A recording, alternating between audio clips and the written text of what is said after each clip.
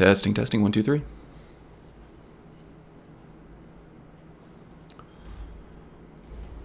Testing, testing, 1, 2, 3.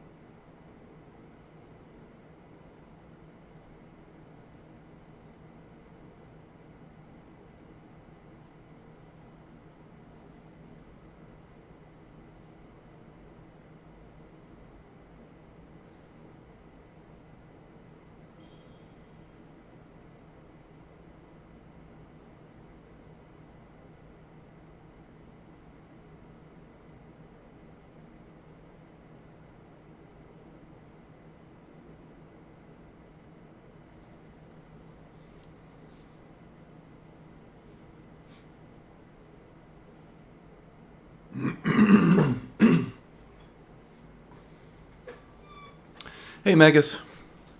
Good to see you pop up. We'll get started here in a couple minutes. How was your holiday? Looked like you had an epic stream yesterday, huh?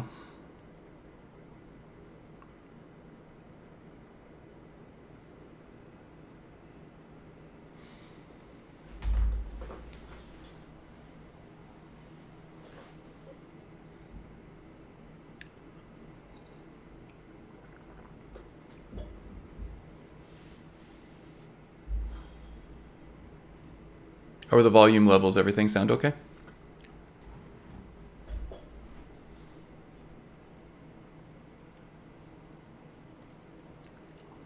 Probably can't hear anything from the game just yet.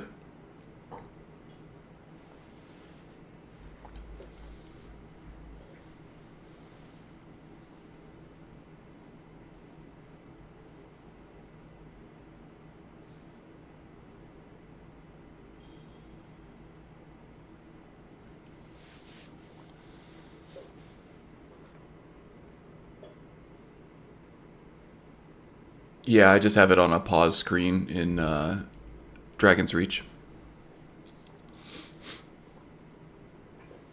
I'm sure the game volume is fine, but we can fiddle with that once we get back in there. Longer than planned, huh?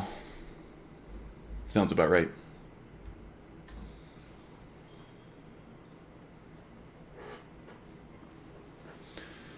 I'm hoping for a non-marathon session today. From me, I have a football game to watch. Cardinals against the 49ers, divisional game. With playoff implications.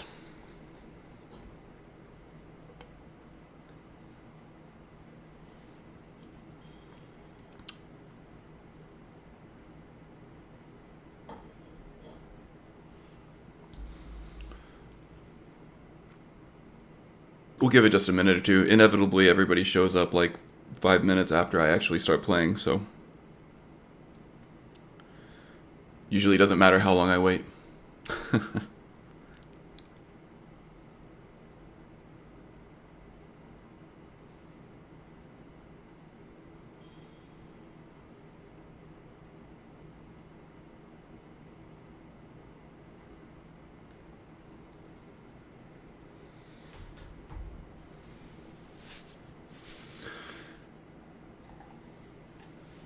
Oh yeah, I have to be. I was born and raised here in Arizona, so yeah, a lot of Arizona people are actually fans of other teams because we have so many transplants here. So it's weird to have people in Arizona that are actually Cardinals fans, it seems like sometimes. My wife comes from Pennsylvania, so she went to Pitt for college, so she is a Pittsburgh Steelers fan. So I'm kind of hoping for another Cardinals versus Steelers Super Bowl this year. Yeah, for sure. A lot of New York fans out there in northeastern Pennsylvania too, huh? A lot of Yankees fans.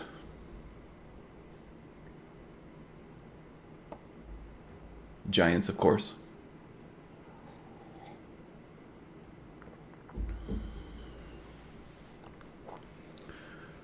Unfortunately, Giants and Eagles, neither one of them are doing too great this year. Although the Eagles, I think, are still technically in playoff contention because that division is so terrible, but yeah. Okay, I think I'm going to go ahead and get started.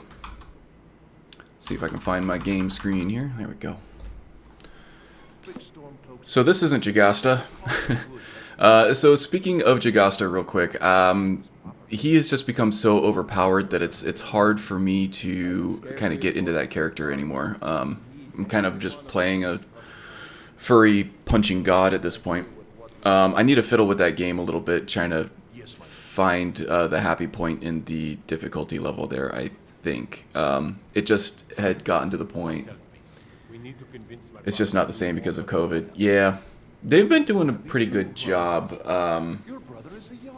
keeping things under control, but yeah, the schedule's been pretty crazy, and yeah, like the 49ers are playing in the Cardinal Stadium now because of all the lockdowns and everything over there. It really isn't the same. There's kind of that cloud over everything, but yeah, I get it. Yeah, so speaking of Jagasta, I will revisit him. I'm not sure. When I play a character, sometimes I think about what I'm going to do with that character all week before the stream, and with Jagasta, I just got to the point where I was kind of coasting a little bit, and I wanted to switch it up a little bit for this stream, just because I don't know. I just feel like Jagasta's run his course for me a little bit. He's gotten to the point, like I said, where he's really overpowered. Things really aren't much of a challenge anymore. So I think what I'm going to do is just play him off stream and try to flesh out his build as much as possible, and then we'll do some produced footage of some interesting novel gameplay and stuff with that. Yeah, I mean, the combat is fun. It's just not challenging enough right now, and I could fiddle with the Wildcat difficulty settings, but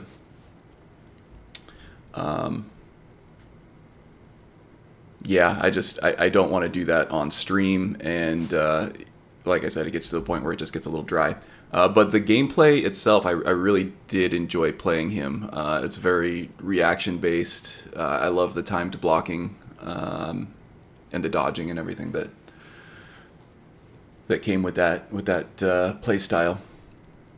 So today, I think I am going to play my Living Relic a little bit. It's been about 3 weeks since I played him, so I want to get him some more action. This is for Beowulf's challenge. I'm unveiling him a little soon here, but this is the guy I wanted to play, so this is the guy I'm going to play.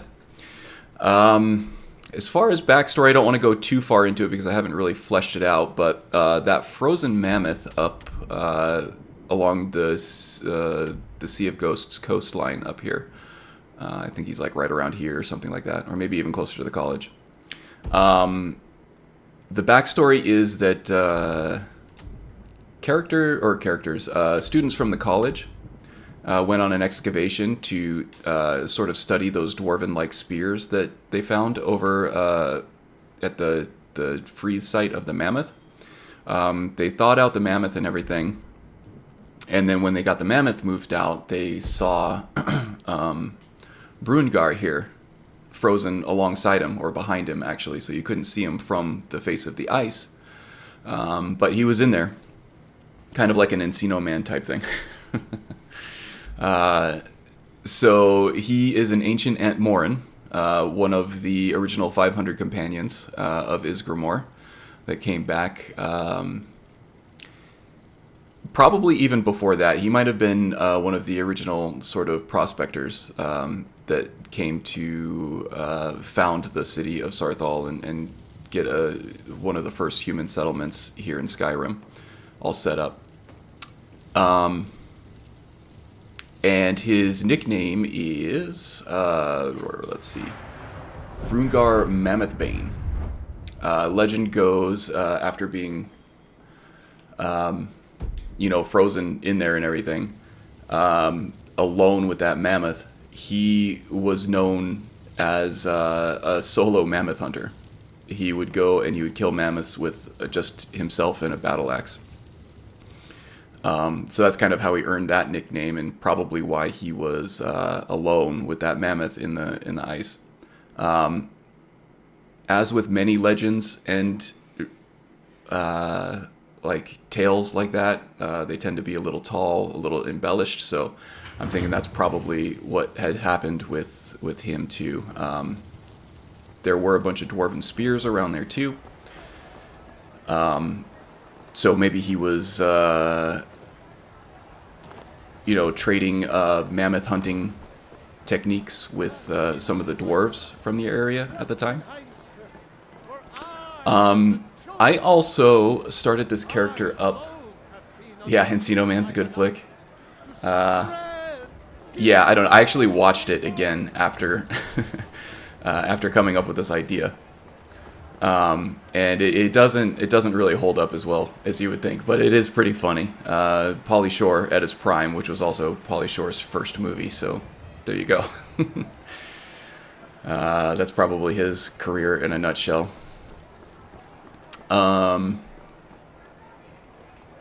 Let's see, what else? Oh yeah, so he actually doesn't know, once he got thawed out, he didn't know the common language, much like Encino Man, much like Stoney himself.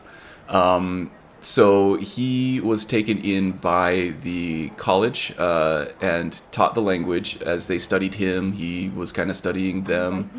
And he's still kind of a fish out of water in this new modern world. So I've decided that wherever he goes, he's almost always going to have one of the college student followers along with him. He can act as a little bit of a tank for them. And I'll get into some gameplay stuff here in a second. But this also... I started this playthrough along the same time frame as when Thanksgiving was just about to hit. So I kind of took some of that as inspiration for his backstory as well. Ooh, we got a weird grass seam here that I don't remember seeing before. That's kind of gross. I'll try to ignore that. So yeah, I was kind of thinking the original humans from Atmora, the original Atmoran explorers that came down to Tamriel. I kind of took them as some of the pilgrims from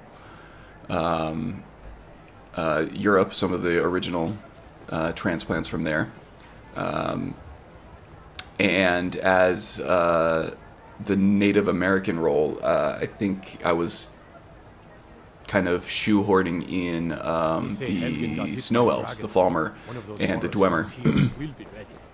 So I think it would be a fun little alternate history experiment to play around with, that maybe the elves and the humans weren't at odds all that much at the very beginning. They actually worked together.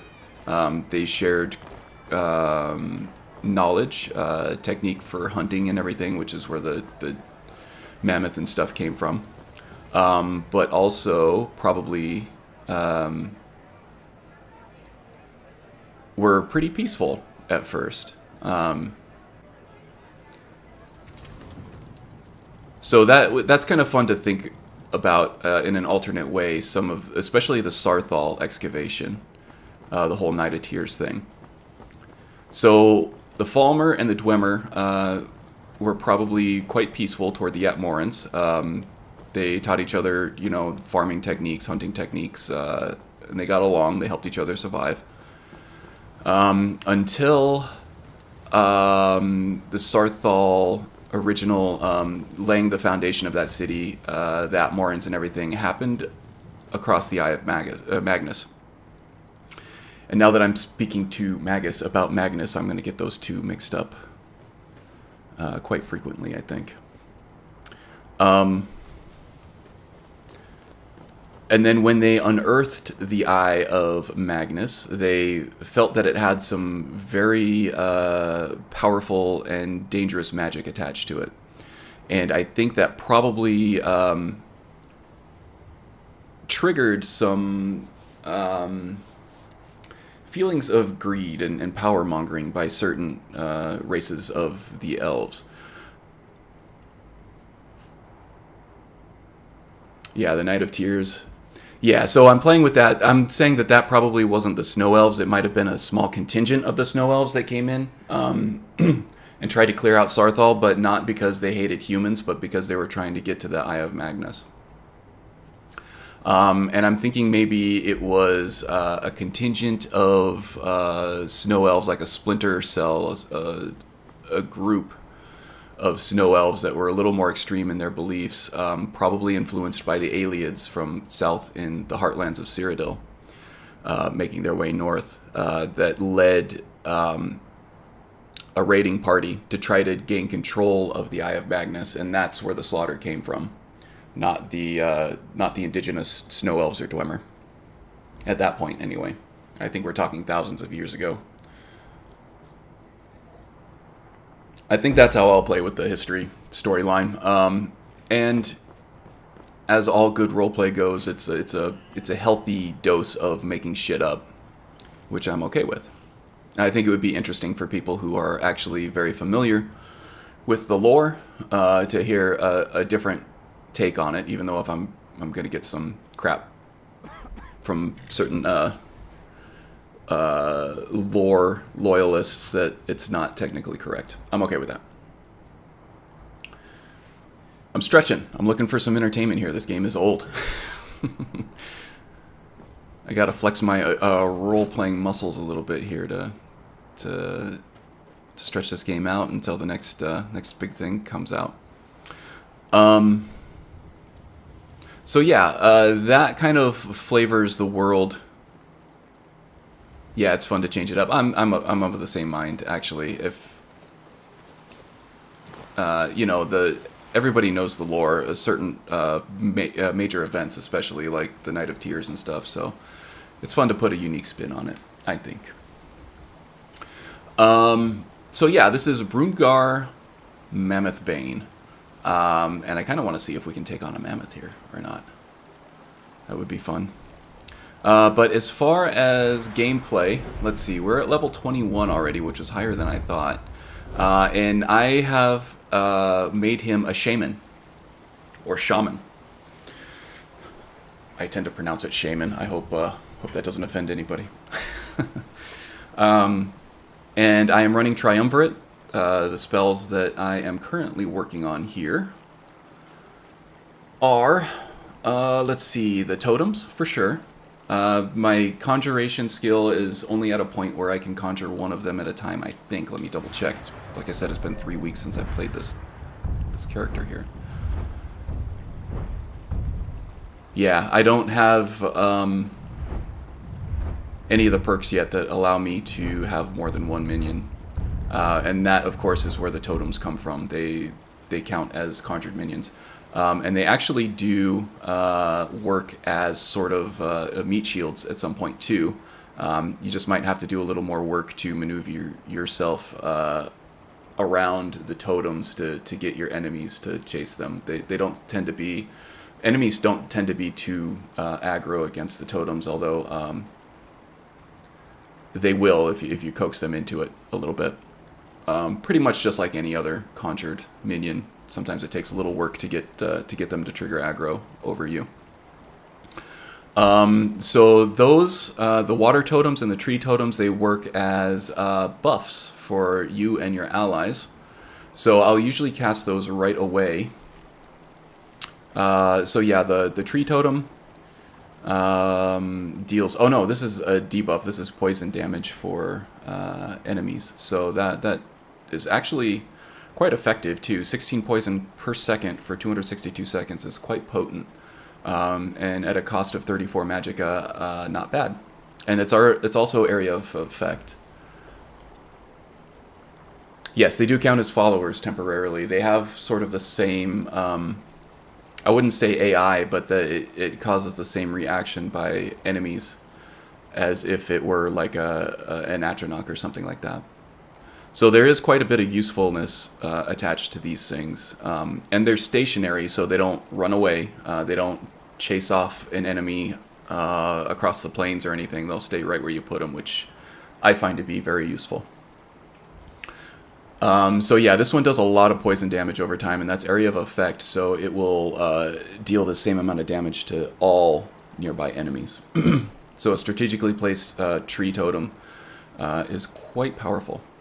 And then the water totem does 8 points of healing damage per second for 262 seconds, which is a nice... It's small, it's a slow healing effect, but it does make you a little more spongy in terms of damage, which does help prolong...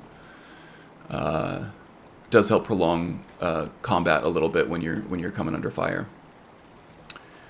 I don't know why I have Raised Zombie. I think I just found this book out and about and just grabbed it and tried to see what I could do with it. But as a shaman, Brungar might have the ability to do this, but I don't think he would. I don't think he's the necromancer type. And also, as a shaman, I think that he would have access to certain spiritual or spirit type summons. So, a Spectral Wolf at this point. I have looked at Avenging Wraith. Probably would fit with this, but the aesthetic of the Wraith doesn't really fit with an Atmoran shaman. I don't think. Now things like the cat totem and the bear totem and stuff, I'll definitely be all over that at some point.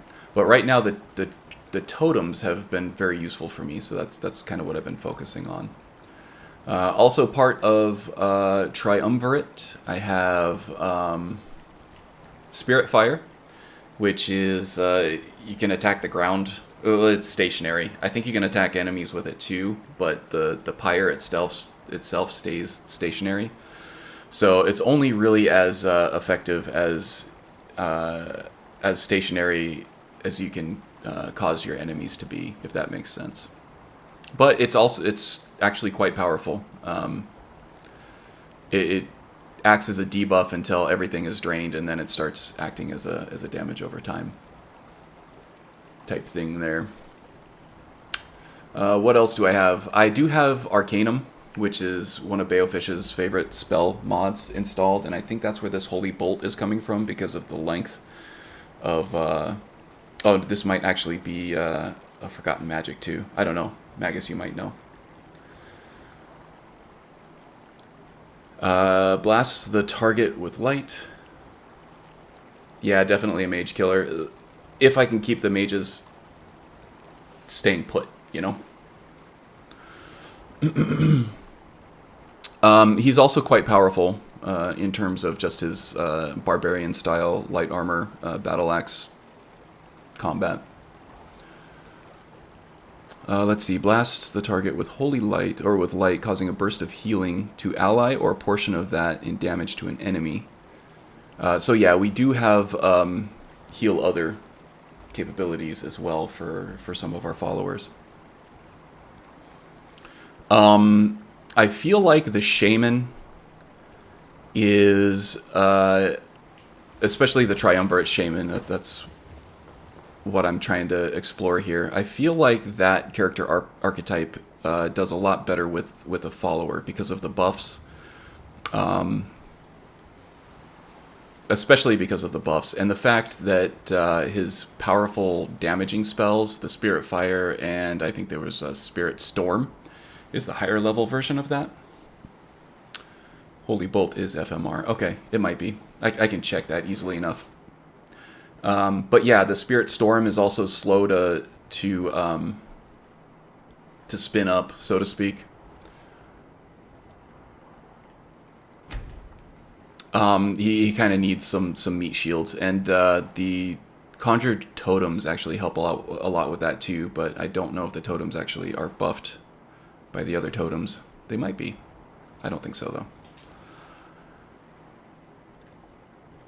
So if you have followers with you, the buffs actually do a little bit better, a little bit more work.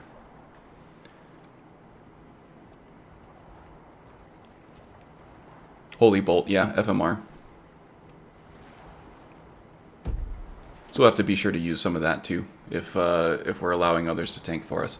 But Broomgar himself is actually more of the tank. I said taint. He's more of the taint. He's more of the tank for this kind of play style. And then Okado's Recital, I have. So the sort of self buffs. So Eye of the Allmaker. This one is kind of the scouting thing, where it's kind of not very useful, honestly. Let's see here.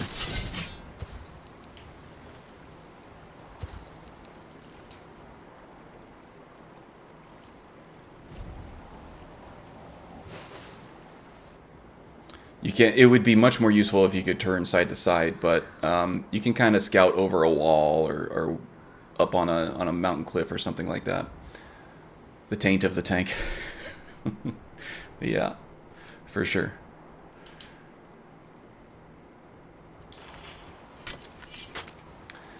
So that would be fun. I have been trying to look for uses of that, but, you know, more of a safety type thing. Otherwise, I've been using, I think I have Stave of Ferocity hooked up to Okado's Recital, so it enchants your power attacks for 89 seconds, reduces armor by 165 points, and magic resist by 27 points with a power attack. That begs to be attached to Okado's Recital. So, you know, the strength of the Shaman, the Triumvirate Shaman, I think, are the buffs and sort of the buffs for your party and the debuffs for the enemies that you cast before entering combat. So a lot of this stuff kind of begs to be hooked up to Okado's Recital. And there was something else. Yes, he's going to do the Old Gods. Right now I just have him worshipping Shore. Just because the Old Gods aren't available right away from the start. But I think at some point here... Well, no, the Mage's quest line, which I'm on right now because of how he was discovered by the college mages. That's kind of the path that he's taking right now. So once I get to Labyrinthian, in that quest line, that's when he'll discover the Shrine to the Old Gods, and that's when he'll take on the Old Gods as a main deity. Yeah, and I'm actually having a whole ton of fun with this character, much more so than I was having with the Ice Wraith that I did last time, just because it's a little more open-ended. It has access to quest lines and stuff that the Ice Wraith did not, which was my own fault, I think, but...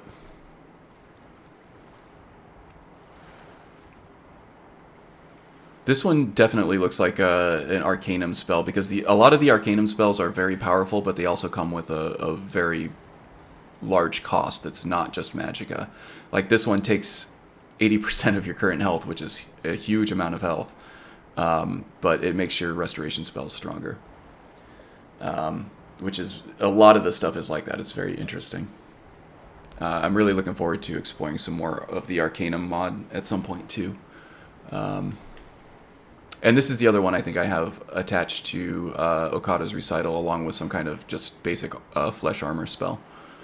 So it curses foes within 40 feet, reduces their armor by 211 points, and magic resist. So this, coupled with the power attack enchantment that I have hooked up to Okado's Recital, also does massive debuffs to armor and magic resist.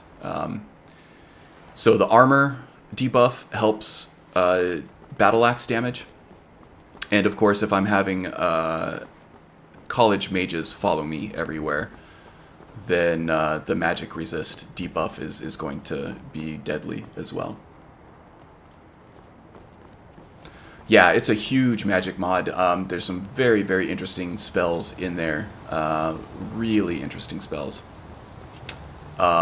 So I do recommend checking it out, but it goes deep, man. Each one of those spells are very unique, and they're going to take some practice and some study to learn how to use them correctly and effectively. So yeah, I think so far build-wise, this thing has been quite strong, quite powerful. As long as I have a mage or two backing me up, that magic resistance debuff is going to be a killer. As well as the armor reduction makes Brungar much more powerful.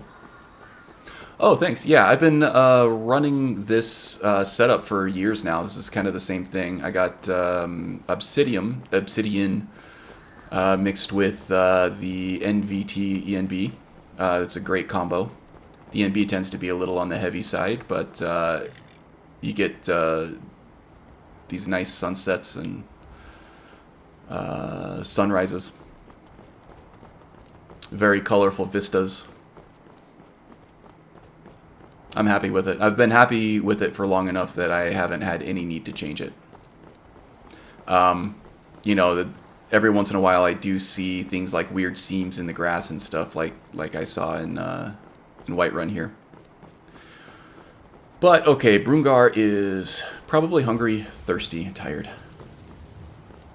Yeah, haven't changed anything. I tend to add and remove some things here and there, but mostly not for the overall graphical setup. That tends to stay the same. Every once in a while I'll see like a really nice texture overhaul, like a smaller scope. Ooh, fog everywhere. That looks cool.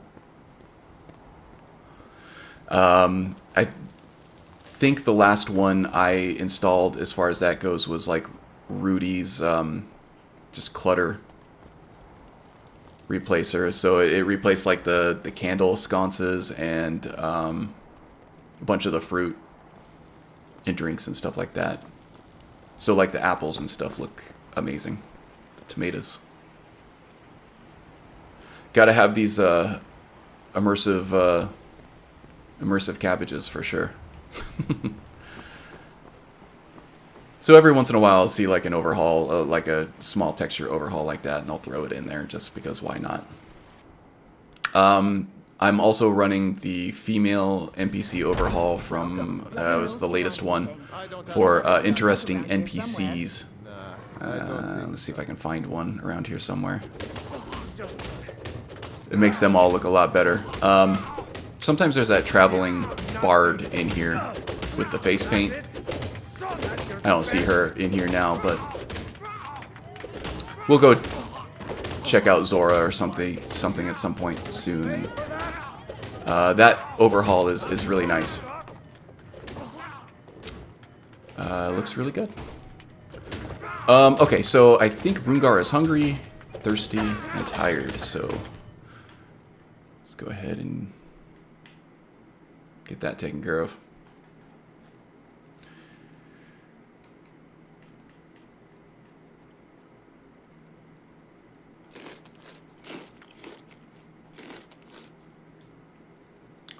We'll go with some ale and some water. I really want to show this guy off in action. I'm probably very rusty.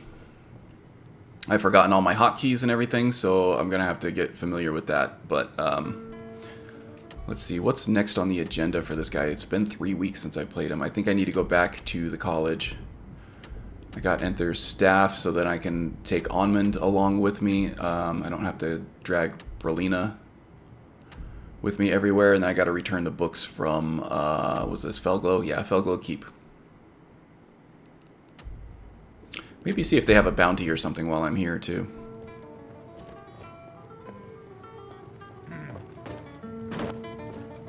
How's my encumbrance? It's fine. I enjoy this work well enough, but I'm ready to retire. I think that's the problem I have. Adding area edits, even with patches, doesn't seem to entirely fix a lot of them. Yeah. I think that's just the nature of, you know, these patches and everything, is like, sometimes they'll fix a lot, but then they'll break some other things too. Or they won't fix everything that you need them to fix. And without getting into the weeds on how to actually patch these things yourself, it can be an exercise in futility. It is annoying to see it. Are you joking? I guess I already rented a room. Rented a room from me. Of course. Need anything else? Just let me know. And I didn't What can I get see you? any bounties being offered here, so I think I've got some mugs need scrubbing. maybe Amron? Halted Stream. Okay, we'll take on Halted Stream Camp. There was also giants located at Sleeping Tree Camp as well, so we'll go take those on. I can show off the gameplay a little bit. This one is definitely more challenging than Jagasta has been. He's only level 21. He still relies pretty heavily on followers for the more powerful enemies anyway. but he does, like I said, he does tend to tank, so there's that at least. Alright, let's get an early start here. 7. Get out there around 5:30.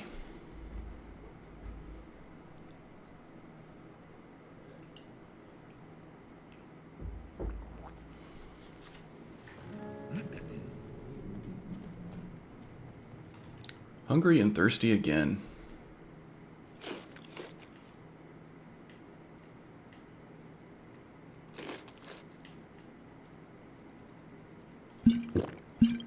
Too early for ale, even for Brungar. Yes. So I think in terms of gameplay, I like the, well, not gameplay, but maybe more of a story driven roleplay type thing. Would be Brungar accompanying college mages to different Nordic ruins and kind of explaining the different totems, the different symbols and everything, and what certain chambers and everything were used for.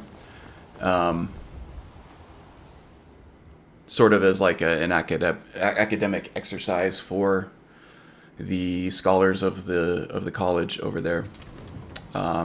So that would be a nice motivation to kind of go and do the different Nordic ruins and stuff. I was telling them yesterday I found a ring early on with Writhe that Jagasta would have loved early game. Plus 15 unarmed and plus 50 stamina. Ooh, that would be sexy. It was unique and named. That come from Legacy. It sounds like a Legacy type thing.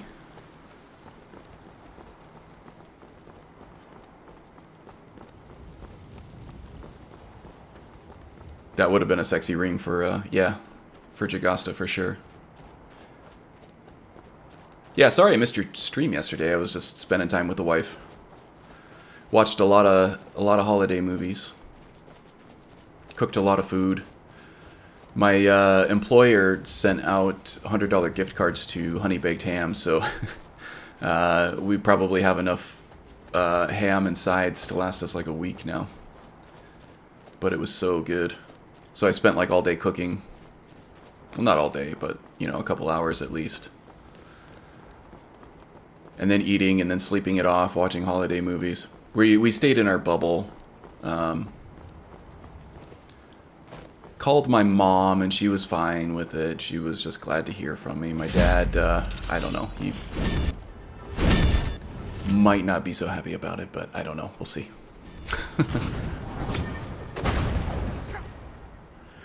Okay, so we'll go with the tree totem there. Okado should have already... This is a Bosmer. Oh no. Wood Elf, yeah.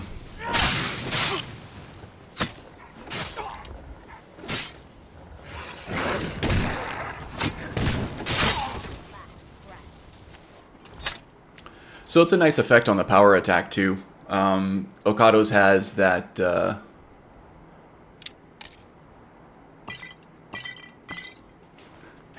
auto cast stave of ferocity, so that every time I power attack it reduces magical resistance and armor.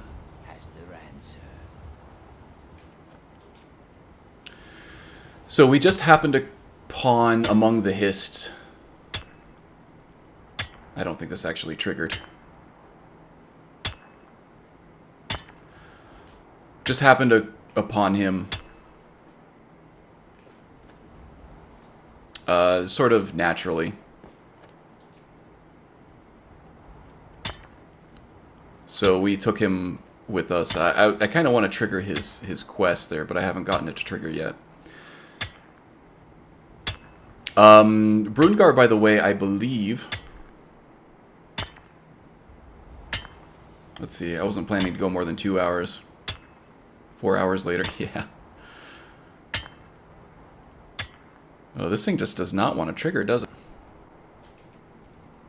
Yeah, I want to trigger Among the Hists quest, but I haven't gotten it to trigger. Brungar is Dragonborn, so we'll be doing the main quest with this, but I have it on a pretty Long delay. I think it's level based. Man, this thing. Maybe reloading it will help. Nothing.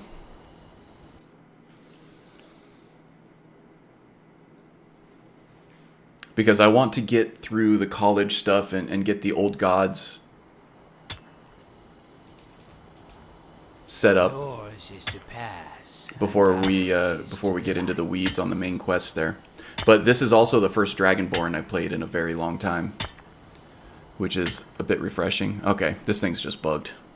It's not going to trigger for me. That's okay.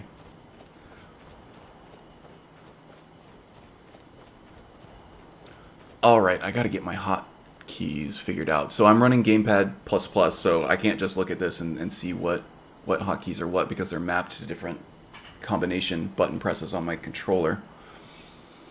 So the tree totem seems to work pretty well. I got enough backup here that I don't need to be too tanky.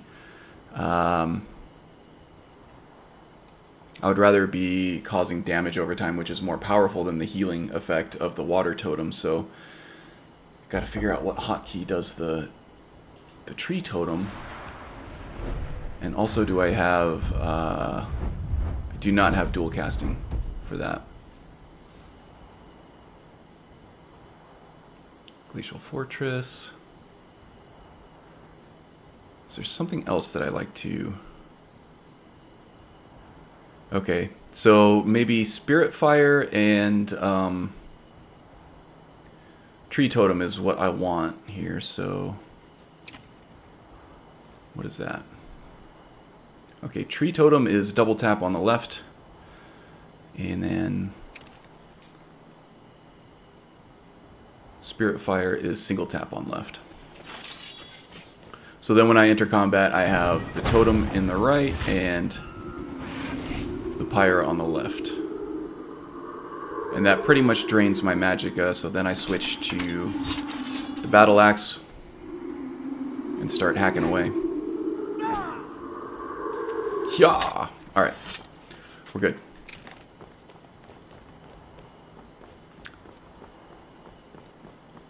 That is not Maik. Who is that? Hmm? Yes? Lokun the Sage. Need something? I don't know who that is. I think I am running the Spirit Tutors from the Restoration skill tree.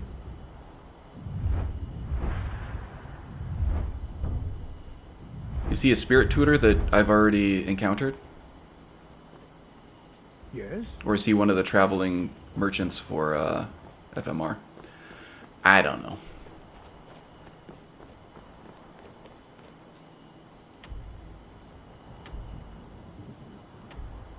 Okay, let's go take care of Sleeping Tree Camp first, and then we'll go hit we'll hit Halted Steam on the way back.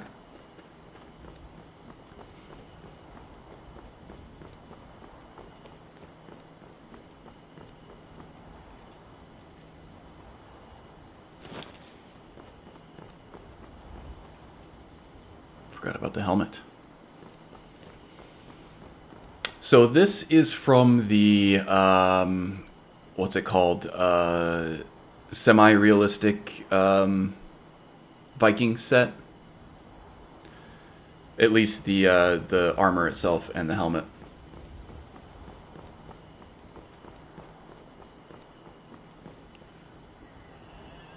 Fairly good looking pieces. I think I'm wearing the boots from the Hunter set from Immersive Armors. The helmet also is from the Viking set as well. And the gloves, I think, might be Shaman gloves. Yeah, Shaman-like gloves from Immersive Armors as well. So it's kind of a mishmash right now. I haven't decided on endgame equipment yet. I've just kind of been trying them out as I encounter them. I like the battle axe from the Viking set as well. I'll probably be using that over the ancient Nordic battle axe, but this is the most powerful one I've encountered so far, so this is the one I'll be using for the time being. That was overkill for a wolf, but oh well.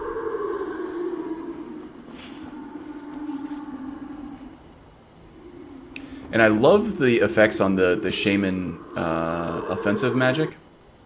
Spirit Storm and Spirit Fire are both the sound effects and the visuals and everything are just top notch.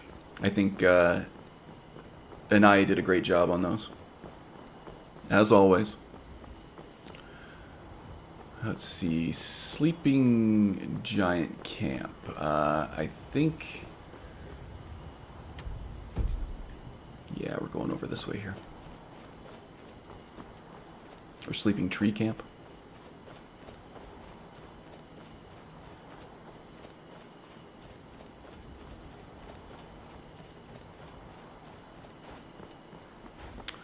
Whoa! Did he survive?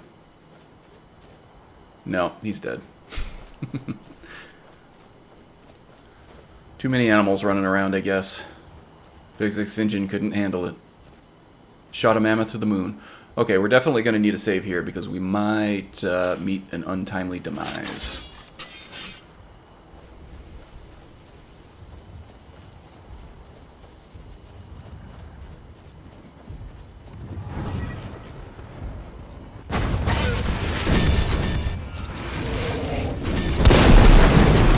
Alright, this is your namesake.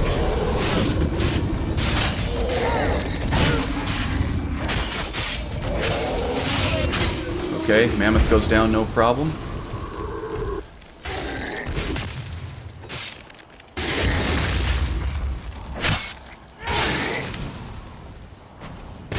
Oh, my dodge isn't working. Okay, I gotta get that figured out.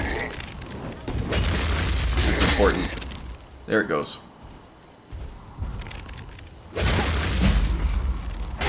Oh, gonna die, gonna die, gonna die. My dodge isn't working because I'm out of stamina. Okay, so let's switch back to magic here. Yeah, see, now he's going after the totem, which helps me out a lot. Oh, got smoked. It's close, though. The mammoth went down easy enough. And we got a crash. Nice. Hopefully, I don't crash on that quick save over and over again. That would suck.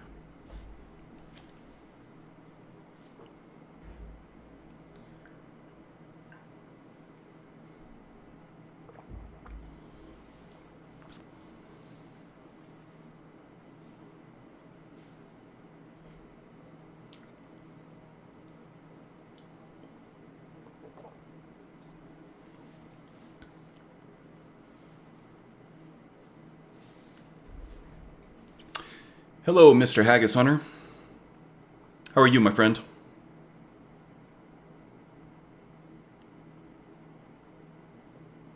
Did you have a good holiday? I think William actually broke it. No crashes until he showed up. Good job, Haggis.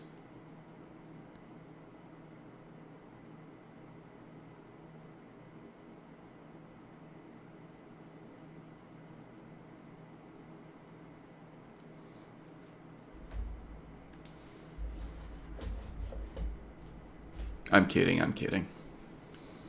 You are turkey-filled, as was your holiday, I guess, huh? Yeah, we went the ham route this year, and it was amazing, but I am definitely full of ham and salt. A lot of salt in my system. Been guzzling water like it's water. No, I haven't checked the crash log, but ew, yeah, okay. Where would the crash log be, Magus? I have never checked a crash log before in my life. Wait, did I crash? I didn't even try to load anything, did I? Was that just a crash on the game?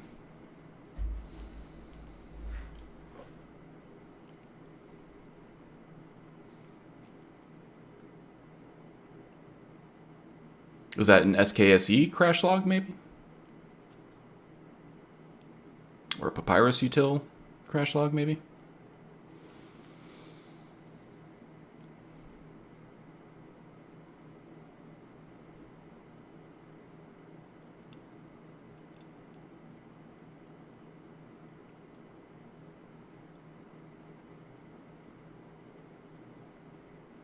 The NetScript framework mod. Then it puts them in overwrite. Okay, yeah, I didn't see anything in the overwrite folder, so probably not. Oh yeah, this is a new character, Haggis. Jagasta's getting a little long in the tooth for me at the moment anyway, and most of that has to do with the fact that he's become so powerful that gameplay just isn't really much of a challenge right now. If I'm getting a lot of crashes on this... Right, yeah, and I didn't see the alert there, Magus. But if I'm getting a lot of crashes on this character, then I might switch back to Jagasta at some point. Or just start a new character.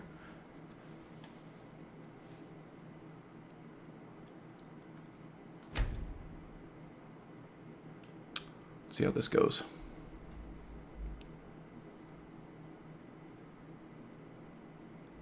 Yeah, this character is the one that I'm using for Balefish's current challenge, the Living Relic, which was set up by EJ, I believe. He is an Atmoran that was frozen alongside the Mammoth in probably an avalanche on a mammoth hunting trip on the coast of the Sea of Ghosts.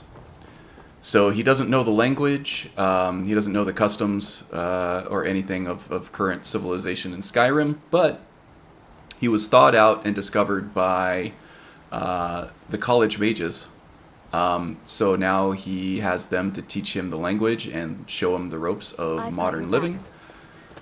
And yeah. So he's always got a college mage as a follower for now, as he learns the language, and sort of the give and take of that relationship is that he's also able to impart knowledge regarding Nordic ruins and stuff that they might have questions about, sort of as a consultant. And I think Berlina, the way that I was playing it, was as the one that's been teaching him the language. So she is his first follower, and he feels a little closer to her than he does the other students at the moment because of that, but not in any romantic way. I feel like even though, you know, in terms of elf lifespans and everything, she might actually be older than him, he has accumulated a lot of wisdom in his years. As you can tell, he is a little bit older. His hair is graying a little bit, the hair that he has left anyway. So it's kind of more of a father-daughter relationship than it is anything romantic. Even though I think Berlina is a marriage candidate. Oh, that's just a traveling mercenary, I think. Oh no, that's an orc. We're not going to challenge the orc. Even though Brungar Mammothbane is a burly, badass Nord, he is not bloodthirsty. In fact, I was telling Magus earlier that... Mora no hairs? Yeah.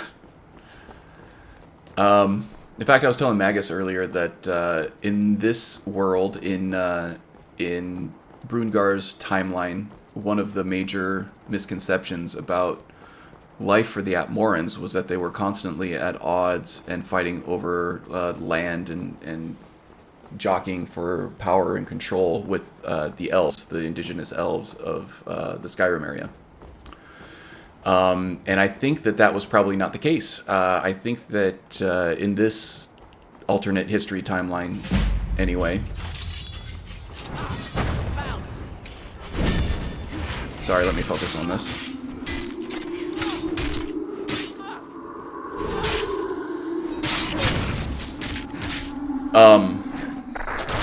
It was more like a pilgrim with the Native Americans situation. I think that for the most part... Divine Light. Might take a look at that.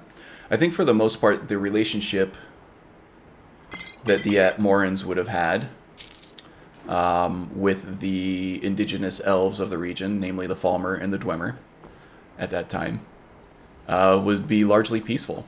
And in fact, I think that the Falmer would have helped the Atmorans get acclimated to the land, and they would have sort of peaceful exchanges of ideas and things like farming techniques and hunting techniques and things like that.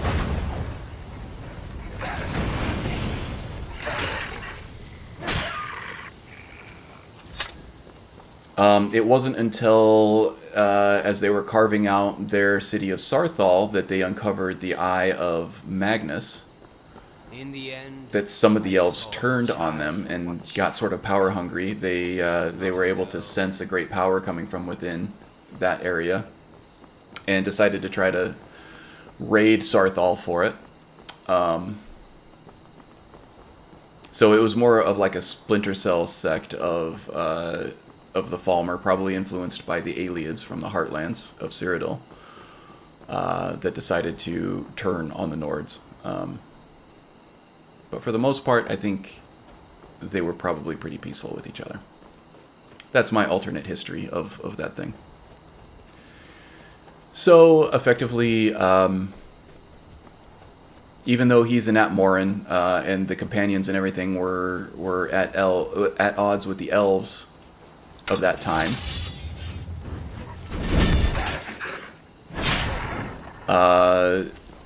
Brungar here has no ill will, no inherent ill will towards any elves.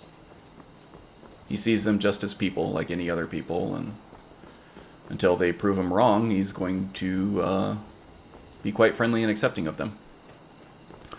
Okay, hopefully we have some stability here, and that was just a one-off. We have to kill the giant here at Sleeping Tree. We had trouble with that just a second ago. And now we have 2 mammoths to deal with, so... I think what killed us last time was the fact that we were running out of stamina and I didn't have any means of escape. So let's try to find some terrain here that's going to help us out.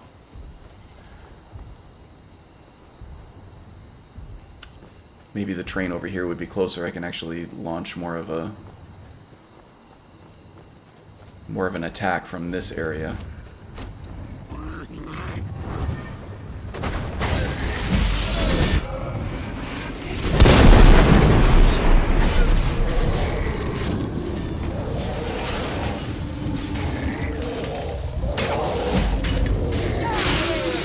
Get out of there. He's hung up on something.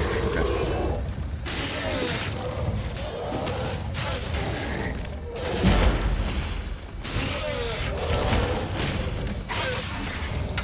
Okay, the giant's down. Now this ghostly warrior here, I gotta try to figure out where that's coming from. I'm not sure. It might be an enchantment.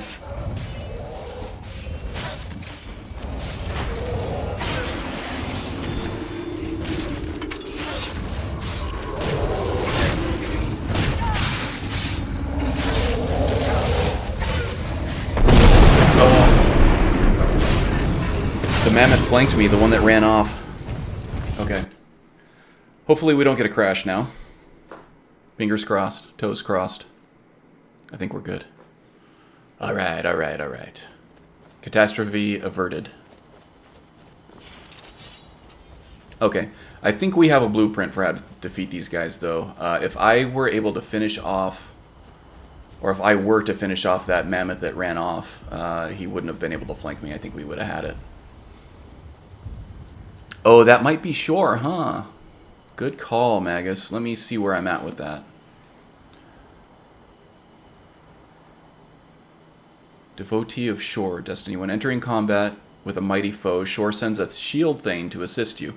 Okay, so it only triggers with certain high-level enemies then.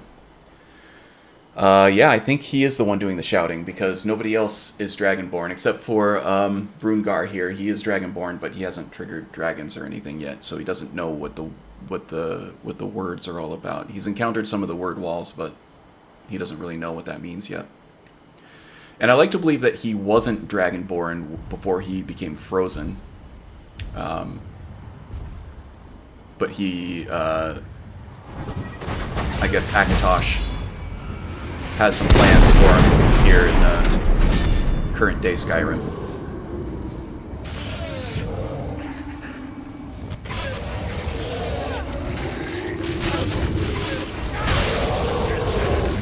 Okay, don't want to be between there.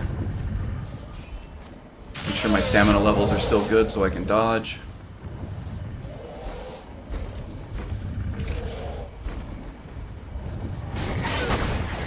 Get a totem there.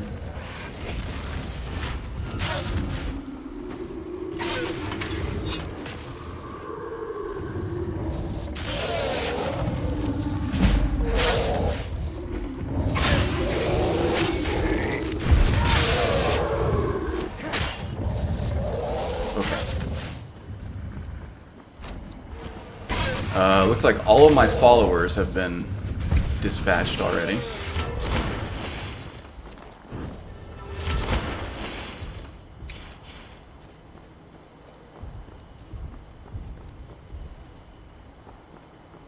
Berlina is still up and about there.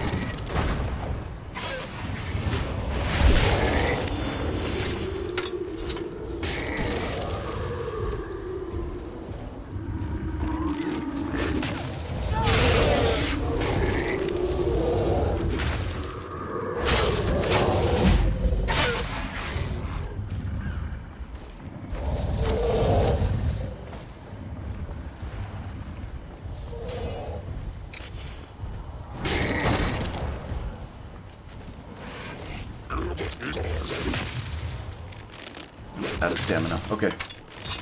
Or not stamina, but magicka. Looks like my stave of ferocity might have worn. Oh no, he's got the effect on him. Okay. Let's see what we can do with this guy. Couldn't block the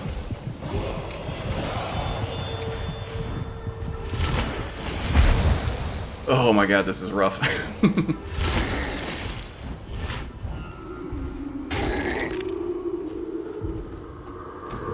Out of stamina.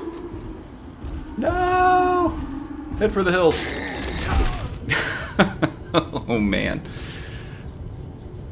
Yeah, William. He is a shaman from Atmoran times. So he does shamanistic type magic.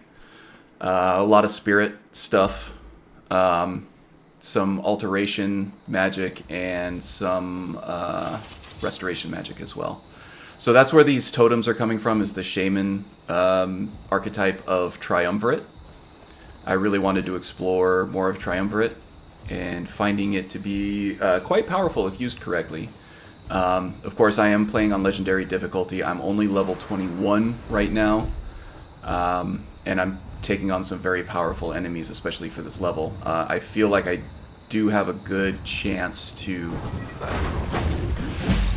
be successful against this. I was very close the time before here.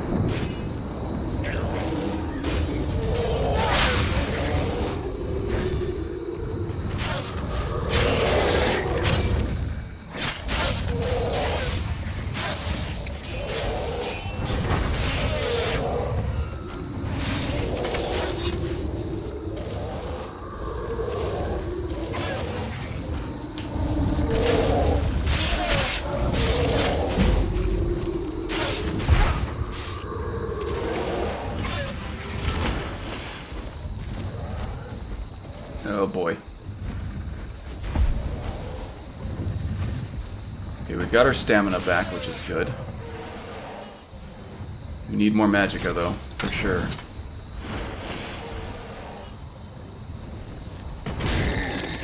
Alright, let's recharge some of our stamina, get a better vantage point here. Or not stamina, magicka.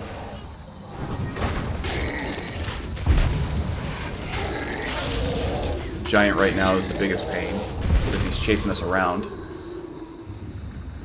That mammoth is almost done for. Okay, let's...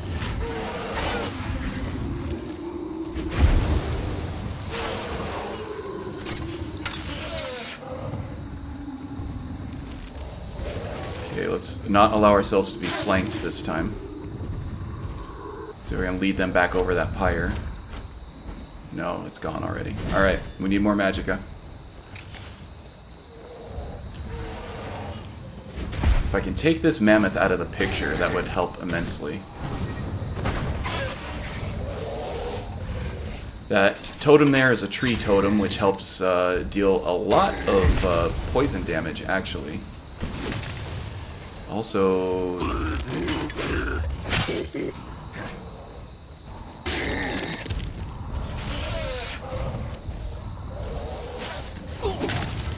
What hit me?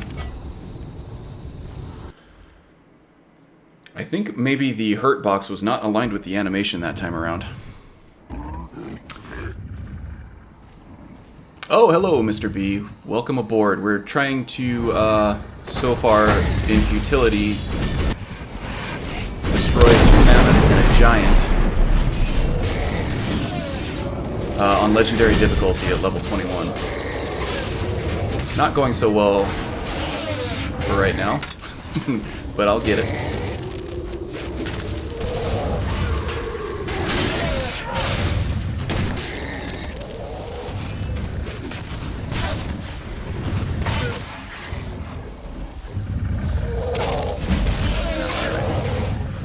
Couldn't get around on the mammoth.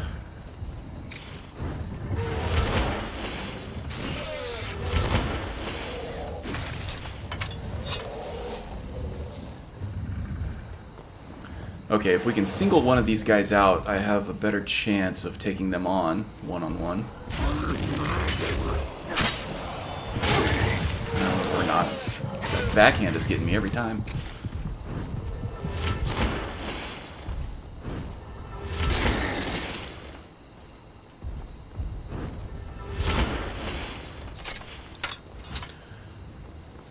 Okay, stamina's good. Health is coming back. We need more magicka.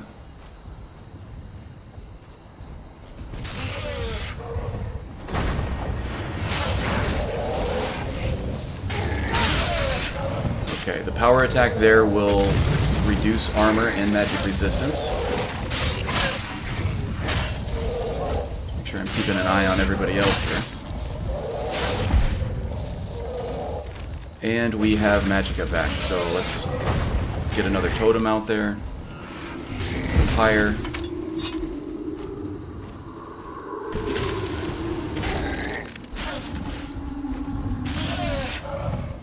Keep pepper on Umbrellina. There we go.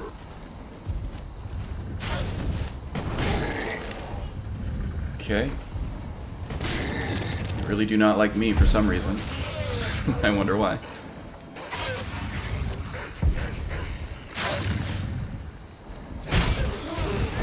Oops, I just killed, among the Oh, jeez. I don't know how I keep getting flanked by these enormous enemies.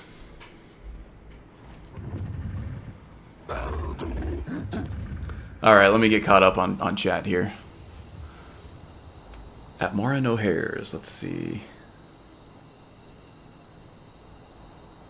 Mr. B, backhanded. Yeah, he's giving me that pimp slap. Taking a break to edit my mod list and watch. Oh, nice. How was your holiday, Mr. B? Was it festive?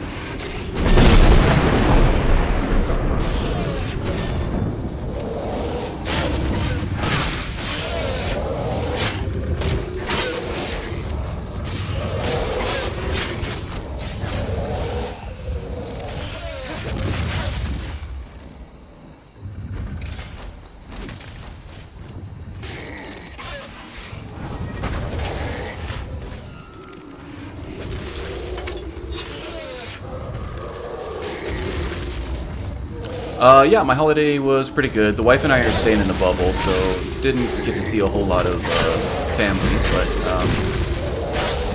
you know, we ate a lot of good food and watched some good holiday movies, and it was a good time. I enjoyed it.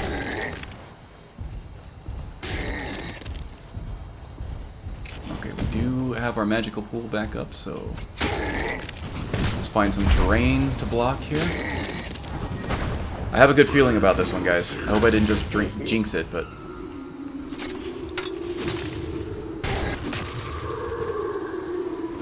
Giant got injured. That was fortunate. Okay, now just the one mammoth left.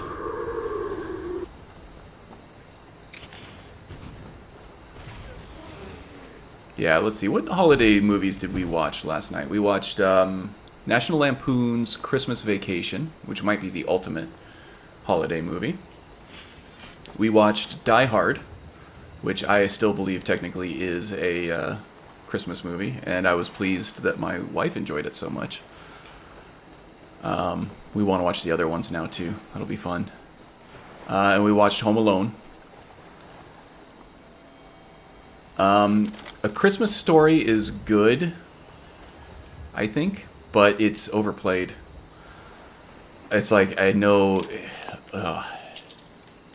you know, I'm 40 years old now, so that means about 40 years of A Christmas Story playing on loop every single Christmas season.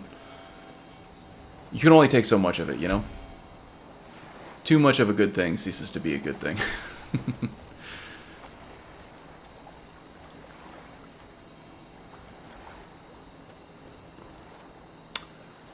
Okay, there is also the hidden area over here with the Apotheos armor. Let's go take care of that. I don't think there's anything alive in here that we have to take out, but... So yeah, here we go. Brungar. Oh, there is a giant. In close quarters. This is going to be tough. But there's only one giant. So hopefully I can get him committed to the totem.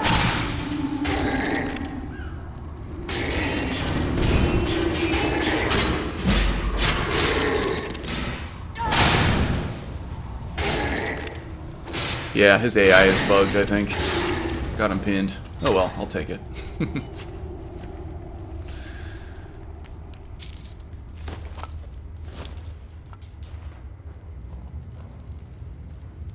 Hello, Panicked Monk.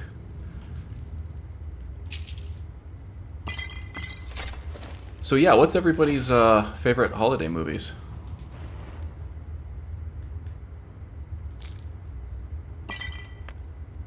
I don't think we'll do Apotheos armor with this guy, but it is a nice set.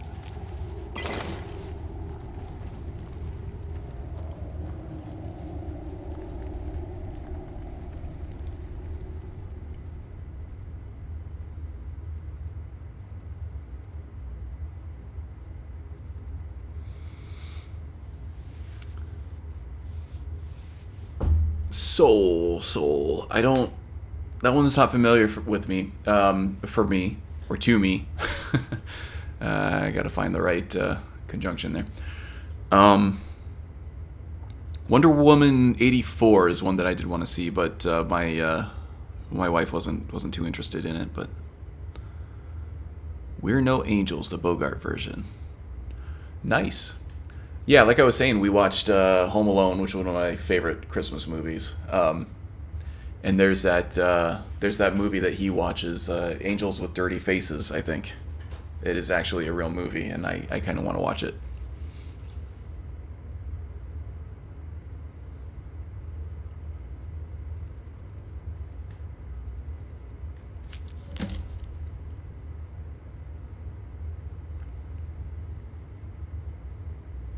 Tend to watch either Star Wars or Lord of the Rings, but didn't this year. Watched Avengers Assemble instead. Nice. Not exactly holiday movies, but you know, they're still great movies. All of those that you listed off there. Not into musicals. Wizard of Oz. The Wizard of Oz is awesome. I like it a lot, and not just because it's nostalgia from my childhood. I don't know. It's got a certain quality to it. I'm not really into musicals either, Haggis. But if the musical actually piques my interest in terms of like subject matter, then yeah. I think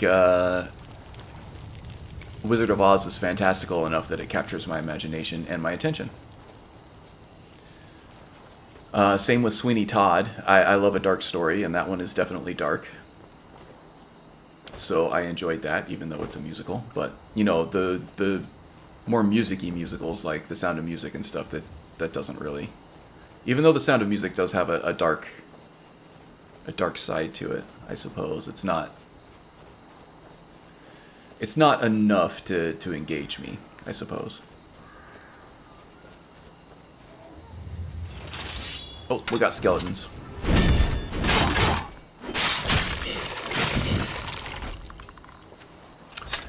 Okay, so Brungar Mammothbane has lived up to his name. Oh, and he's angry too. Look at him. Angry Nord. Ooh. We got a tough skeleton here too. Now he's just a pile of bones. Anything good? Forgotten magic tomes or anything?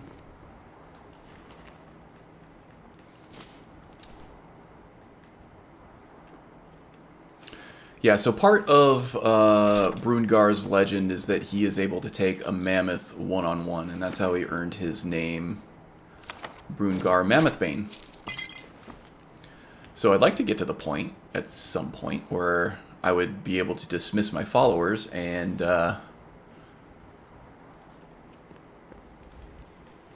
take on some mammoths one-on-one. Which I believe that I could do now. It would take some practice, but I think I could do it. Conjuration skill book is something that I can definitely use for the totems.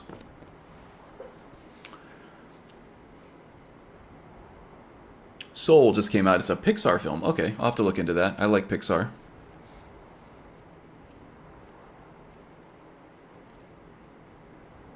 Actually thinking about switching out Adamant for something else. Yeah, I think I am an Ordinator stalwart.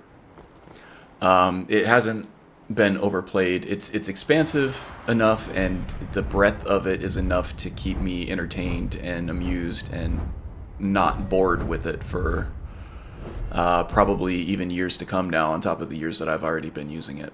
And it's just that breadth of play styles that it enables that keeps me on Ordinator. Even above Valkyrie. I have played a little bit of Valkyrie on VR, because VR doesn't... it has a hard limit on how many perks you can have without a patch anyway. And there are certain things that leaves out that Ordinator has that I can't really do without. My thought on that. Not that I wouldn't explore others at some point, but Ordinator keeps me happy. Let's see. Die Hard isn't a Christmas movie, but it's usually on then. Die Hard is technically a Christmas movie. I will defend that to the grave. It takes place during Christmas. The fact that it is Christmas time is applicable to the plot, because John McClane wouldn't even be in the Los Angeles area if it weren't Christmas time. So that's enough. That's enough. It's not about Christmas, but I would still say it's a Christmas movie.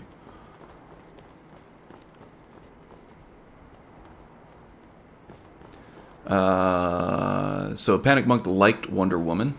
Was a little busy. That is, there's a lot going on at times, but was fun, and like 2.5 hours long too. I did like the first one a bit better though. I enjoyed the first one well enough. It was about what I expected. I thought the action scenes and stuff were done well. And I'm looking forward to seeing Wonder Woman 84 as well. Just haven't gotten around to it yet. And now that HBO Max is back on the Roku, I don't have to watch it on a PC. I'm glad they got that sorted. That was a pain. Let's see. Tend to watch a lot of DVDs at Christmas time. Okay, so you rewatch stuff, old favorites. That's good. That's good. The holidays are a time for tradition, I believe. Let's see, there's Silent Moon's camp up there, but I kind of want to leave that alone until we get a bounty for it. We do have to take on Halted Steam, which is east of Silent Moon's camp there.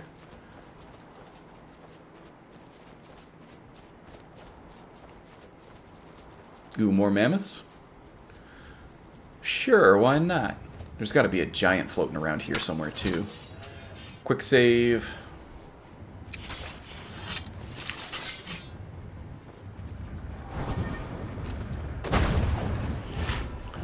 Mammoths tend to be a little more territorial than the giants, so...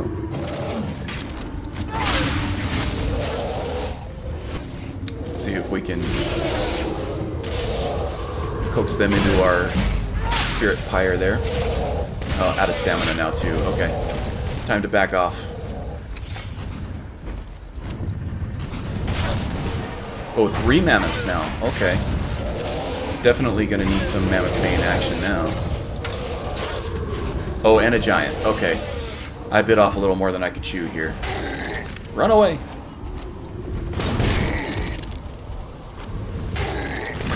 Jeez. Alright, this is going very poorly. Okay, let's use this terrain here as a barricade. Oh, jeez. Okay. Okay. You asked for it, buddy.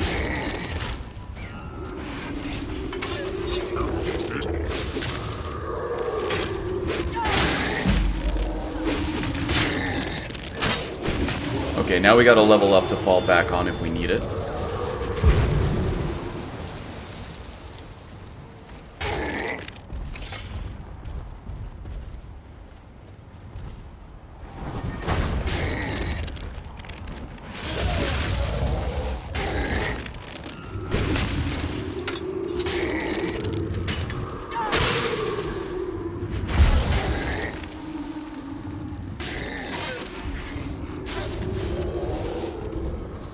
Hist's over there, peppering them with arrows. That's good. Need some more magicka. Now he's got my hill. Damn it. Gotta find a new hill. No, back to the old one.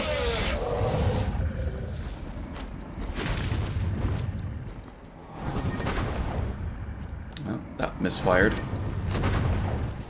Where's my totem?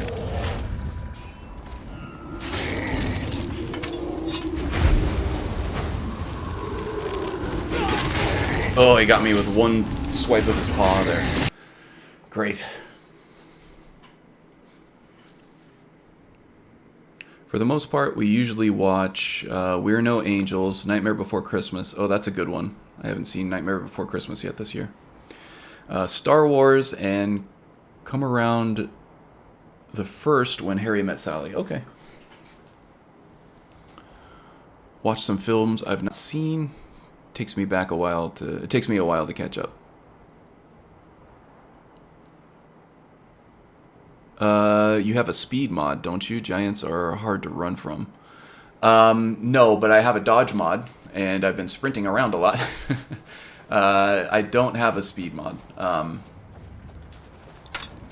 I have light armor, which does have some perks that speed you up in combat, but I don't know that I've taken any of those. No, just stamina boosts. Giants are hard to run from. Yeah, that's why I'm trying to use the terrain to my advantage here. Oh, I see. That's where the giant camp is. 2 giants over there too, huh? Alright, I'll give it another shot or two, and then I'll just move on to Halted Steam. Because this is quite the undertaking, for sure.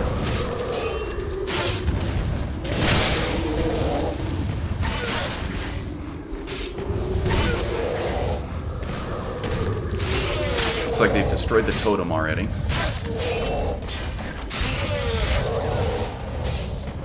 And Berlina got flanked by a 3rd mammoth.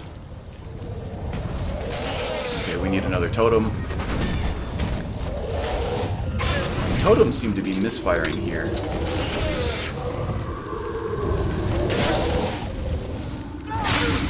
Power attack for the decrease in magic resistance, or just magic resistance.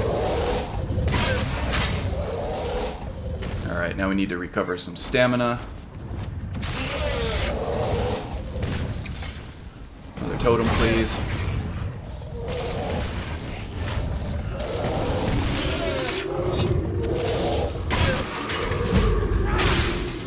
Yeah, we gotta recover some stamina. Go ahead and stand in that pyre for as long as you want to there, buddy. Yeah, okay. One down, one down. Now we need some stamina, some magicka. We're going after that totem still, which is good. But it looks like my buddies... Oh, shoot. Alright. We need some terrain. Oh, the terrain didn't seem to stop them. Okay. Oh, my totem's gone here.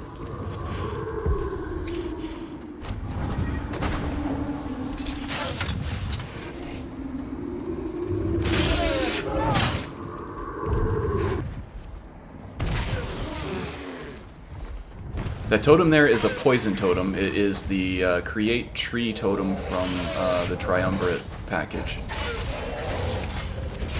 So it deals quite a bit of poison damage over time. If I can actually get it to stay put.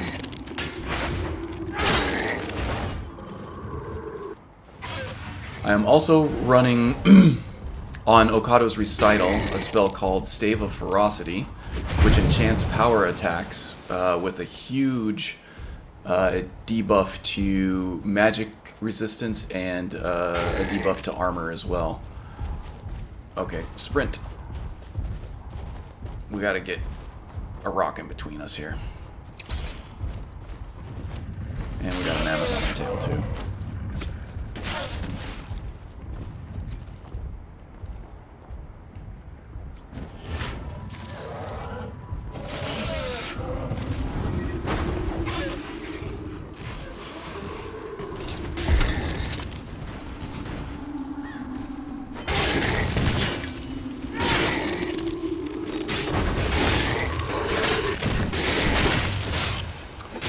Okay, for some reason, hit priority is going right toward my friendly NPCs, but that's okay. We took care of them. Alright. Alright. Slowly but surely becoming the true Mammoth Bane. And we do have a level up to use, so let's kill 2 birds with 1 stone and do the... We'll do some meditation to shore. Where's my meditate? Here's my favorites menu. That'll be easier to find on that. Okay, already active. Favor with shore is at 157%, which is good. That day we met. Okay. I think stamina is the one that I'm missing the most right now. If I can block bash and I can dodge, then I can stay alive for the most part. Let's see, light armor is 46. So the main skills that I'm using for this is light armor, two-handed, which are both at 46, which is good. Block, which is running a little behind. I'm going to have to focus on that a little bit more. Alteration, restoration, and conjuration. So kind of a lot of main skills. This class goes a little wide, so he tends to get spread a little thin, unfortunately. And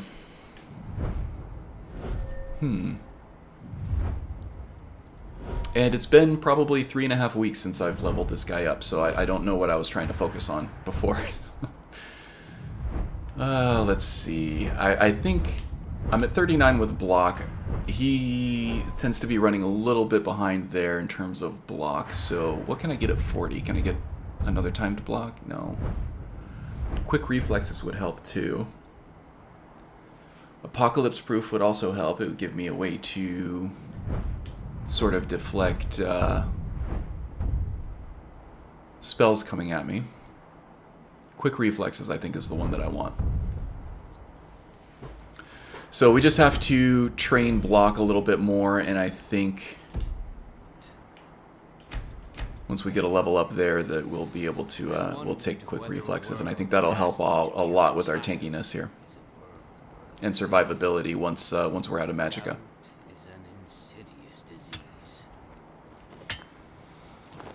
Okay, so there's Silent Hills. Silent Hill, that's a different video game.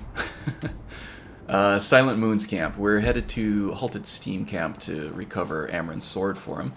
And actually, Amren will train us. He'll give us a skill point in block, so that will be the block point that we need, which is good.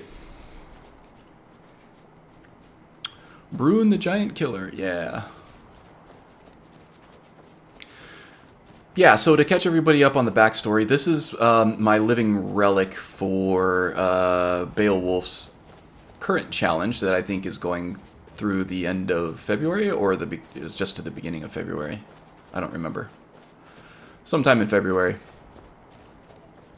He is the living relic. He is an Encino Man, caveman style guy that was found frozen alongside the mammoth encased in ice up here along the coast of the Sea of Ghosts here. And that's how he got his name Mammoth Bane, because it looked as if he were taking on the mammoth solo. So that's kind of part of his mystique, part of his legend, is that he is a Mammoth Bane. He is an ancient Antmoran who is unfamiliar with the common language. He was discovered by the mages of Winterhold, of the college there, on a little excursion to sort of, I guess, thaw out that mammoth up there and study the dwarven-styled spears that were peppering the site there. And when they got the mammoth out, they found Brungar here, kind of hiding behind, not hiding, but kind of smushed between the wall and the mammoth. Once they thawed him out, in their own special magical way, he was revived. He came back to life, good as new. Oh, the wolf is all over me.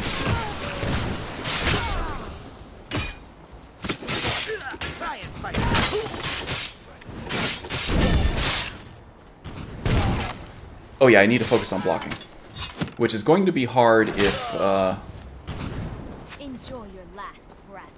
They're focusing on my companions here. Come on. Blah. Blocking is running a little bit behind. Let's see. I'm trying to keep a good balance of skills here this time. So two-handed is almost at level 47. Light armor is almost at level 47, but block is lagging behind a little bit. So I need to really focus on block to try to get that up there. While I'm in the Whiterun area, I might go ahead and join the companions, just to unlock the skill trainers there. That's something that Brungar would do anyway, because I feel like he would be... I'm still toying with the backstory a little bit. I think that he might have been one of the original 500 companions to come back through the Night of Tears and wipe out Sarthal again. So the companions questline was something that he really wants to do anyway. Alteration is way ahead at 51. Restoration is a little bit behind at 42. Conjuration is ahead too. So I need to look at restoration, focus on restoration and block. And I believe that the Spirit Fire spell that I've been using that creates that Spirit Pyre is probably the one I should be focusing on. That is a restoration spell, so we'll use that first and foremost till we're out of stamina, or out of magicka, I mean, and then we'll start switching to block. Try to get that back up.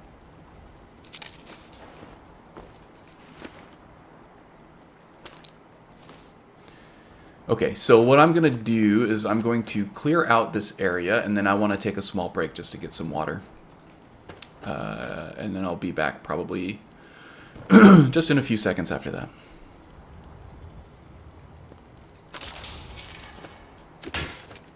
Oh, you okay there? Should have given him some warning. That was rude of me.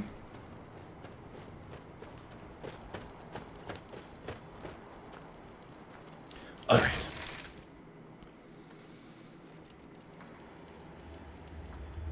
So spirit pyres for everybody. Watch out for that.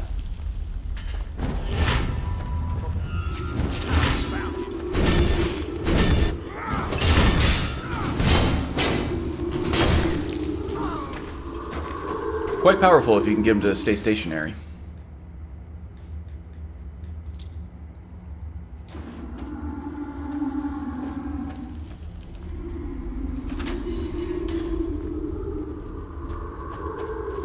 Okay, this is where the tough fight lies.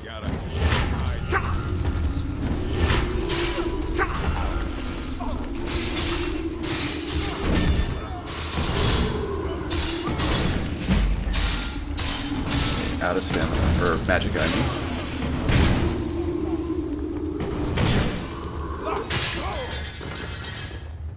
Anyone else? Okay, well that was a lot easier than half a dozen, a combination of a half a dozen giants and mammoths, that's for sure. I feel like those fights will act as altitude training, so everything else is going to feel easy. Fur white cloak might come in handy for a follower at some point, I think. What's Berlina doing over there? She could use a cloak, I think, huh? She seems like more of a black cloak kind of girl, though, so maybe we'll...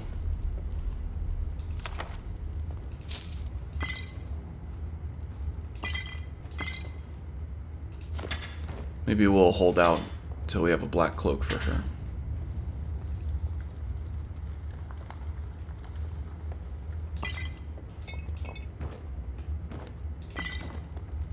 Yeah, I may as well take the mead here, too. Okay.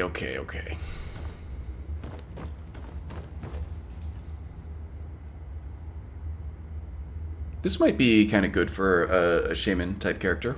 Yeah? Soul energy. When a living foe dies, and then we could do a soul burst. I've never actually filled this up to the point where I can use it. I have used this extensively in the past, but whenever I would come close, this thing would always bug out and not absorb any more soul energy. So I don't know, maybe it's something I can experiment with now. Okay, so we have some stuff to sell off, and we have the sword for Amryn now as well. Excuse me, Berlina. I'm right Thank behind you. You are right in front of me, actually. Subtle difference, but, you know.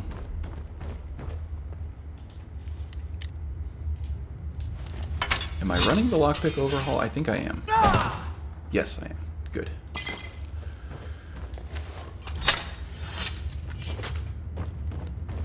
I've also stopped running Joy of Perspective, as you can see. In my opinion, it became such a pain in the ass in terms of... Oops, we got that guy bugged out there. Predator vision, interesting. Oh, also, Brungar is a werewolf. I'm using Growl for the first time as well.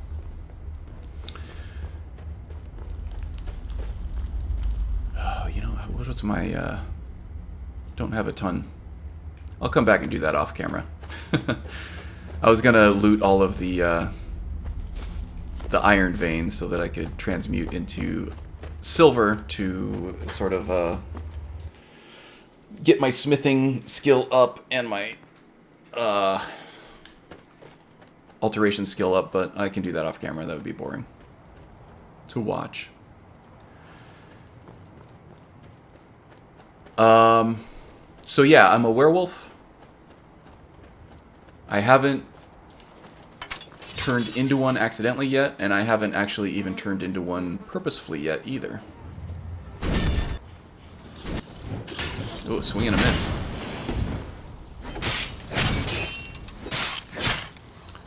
Ooh, did somebody use a paralysis spell on him? Was that Berlina? I think somebody got him with a paralysis spell. That's kind of awesome. You guys should do that more often, whoever did it.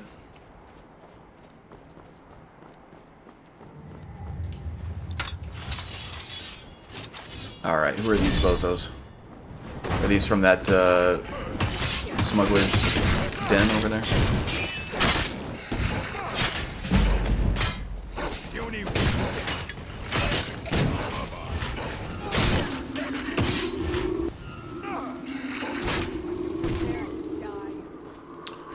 Alright. Among the Hiss needs to get his dog under control.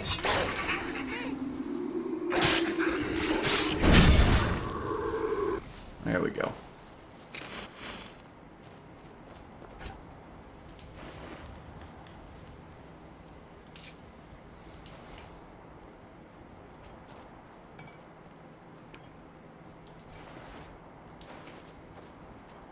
You need to send that dog to obedience school or something, buddy.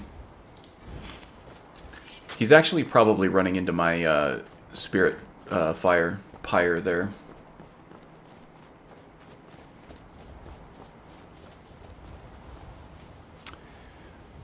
Let's see. Catch up. I could use some more water too. Barley water. I see what you're going for there.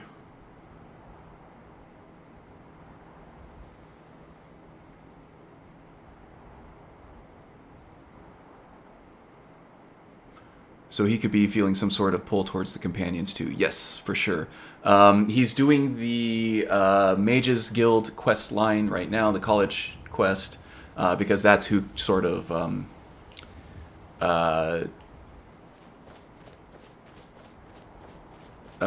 woke him up, so to speak.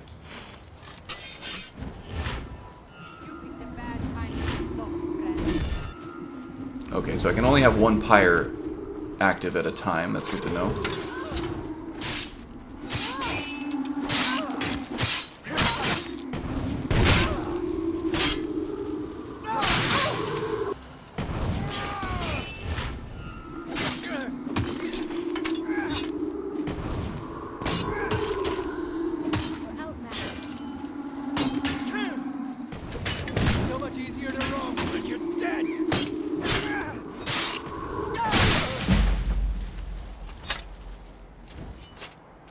Alteration and block and restoration is what I need to focus on.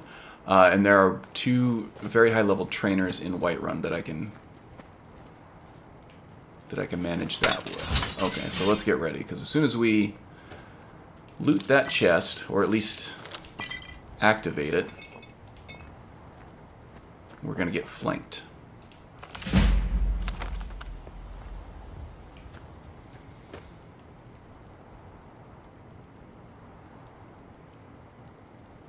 Although we do need to go out, so we'll be signing off within the next 20 or 30 minutes. Okay.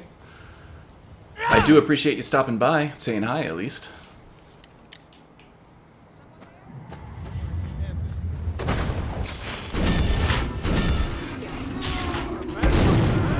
Oh, okay. Elemental destruction magic.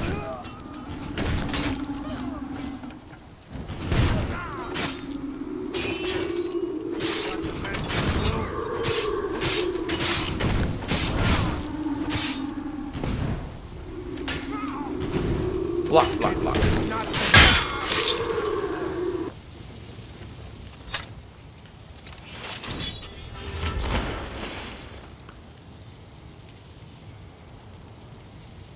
Still have to set up a character for this challenge. I've had a lot of other things and not as much time lately. Yeah, same here. That tends to be the way of the world during the holidays, I suppose. That's okay. We do have a longer lead-up time for this one.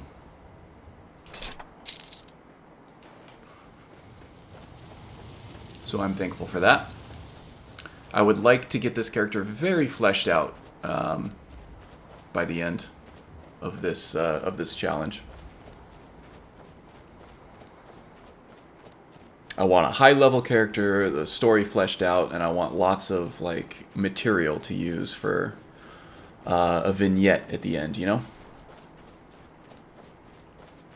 I kind of feel like just gameplay and story choices that I chose for the Ice Wraith became very restrictive. This one is not as much at all, so I'm looking forward to some more unrestricted gameplay with this guy. Which means higher level gameplay in the vignette, which I'm looking forward to. I also got to work on Brungar's voice too. It's probably going to be a prototypical Norwegian style voice, I think. I just got to practice and get some inspiration. There are plenty of examples in game.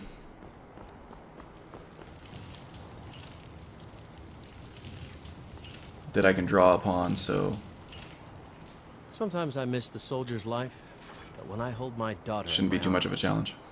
I know I made the right choice.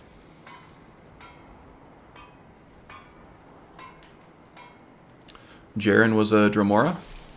That's kind of a cool idea for the living relic. Yeah, I got your sword. Found it. I've been looking for that blade for months. You took on all those bandits yourself? Thank you. Well, not myself. Here, Had some my father help had from a some favorite friends, sword but and shield technique. Let me teach it to you in honor of his memory. Right then.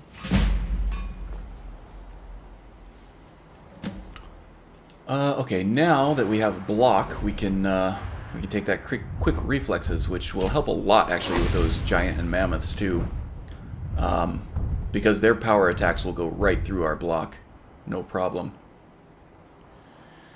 So this at least will give us time to react with a power bash, or at least just a bash.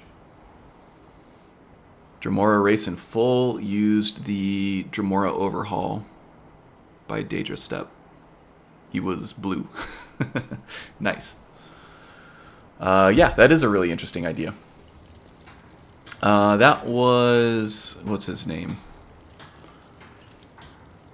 Jaren. Okay. I don't know if I've seen that one. Was that one of your older ones, Magus?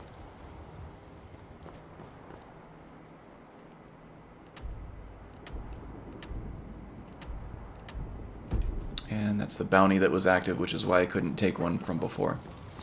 Okay, what time do we have? 9:53, so we still have plenty of time to head back to the college, turn in the books, and progress that quest a little more. You have him archived on YouTube? I'll have to check him out. It sounds very interesting. So, Dark Mage style, as is your forte for him as well? I'm guessing. He's like Shadeling on steroids with staves. Ooh. Loves me some Shadeling. I've been kicking around the idea of a Nightblade Assassin type character that I really am looking forward to playing, but I'm trying to save that for another character concept challenge. I need but a moment of your time, my lord. No, you don't. I serve You need Jarl but a Balgruuf moment of my time. Stewart. Yeah, Necromancer? Of course. Wouldn't be a Magus character without some necromancy, right? The giant at Sleeping Tree Camp is dead. I am here for the bounty. Excellent. You've done us a great Should get a nice service. healthy bounty for that Here's your one. reward. Probably around 1,200 bucks. There we go. I'm running the Bounty Gold Overhaul, which allows me to set up bounty rewards for different types of bounties. Giants and Dragon bounties are 1,000 plus 10 per character level, just to keep that scaled correctly. And Dragon and giant hunting is a very specialized skill, I think, so I cranked those up to 1,000. Not every bounty hunter in Skyrim can take on a giant, or at least even like a giant with their accompanying mammoths. Same with dragons as well, so I hiked those up quite a bit just to make sure that the bounty rewards were worth it. Let's see, we need block training and we also need restoration training, so we're going to need to speak to Danica. Looks like I haven't done the tree quest yet. It's a shame, isn't it? This is the Gildergreen. It was planted as a seedling in the early years of Whiterun. Disciples of Kynareth could sense something holy in it, and traveled far to hear the winds of the Loved him. goddess Super in fun to scratches. play, but They doesn't did work with remember. undeath, sadly, so you, Of course. so you Not can't as be the many lich. pilgrims I these see. days. That's a little bit of a bummer, but... You know, I feel like modding Skyrim is also an exercise in compromise. It's like you can't have everything you want all the time. Some things are just fundamentally incompatible, and there's no way around it. So you have to pick what is more important. A big dead tree isn't very inspiring.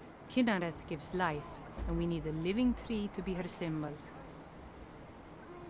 Kynareth, you mean Kine from the old gods, yeah? I've thought about that. Trees like this never Kine really is die. the They eagle only from slumber. the ancient I Nordic think if we totems, had right? some of the I sap from the believe parent tree, we could wake up its child. that is But Kine. even if you could get to the Elder Gleam, you couldn't tap And it. Lorcan, Not or with any Lorcan, normal is the method. snake, I think. Was the trickster god of the old gods. And Shor was the whale. Or was soon the whale. Don't remember. I'll have to look into that too. Elder Gleam is older than metal, from a time before men or elves. To even affect it, you have to tap into the old magic. You'll have to deal with the Hag Ravens. I've heard about the weapon they've made for sacrificing Spriggans. It's called Nettlebane. The hags terrify me, or I would have gone after it myself. My falling asleep videos guy? Alright.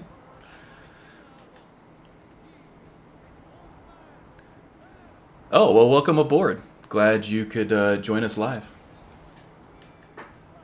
Actually, I don't take any offense if you fall asleep to my videos. That's, Your spirit is strong.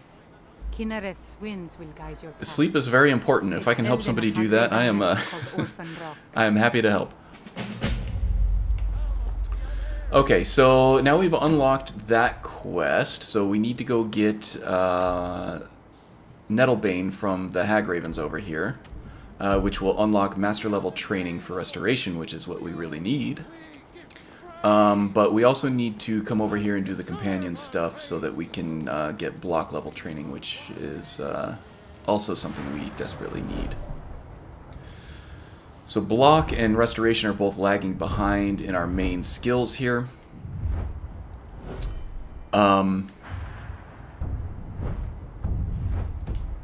So yeah, let's take care of that.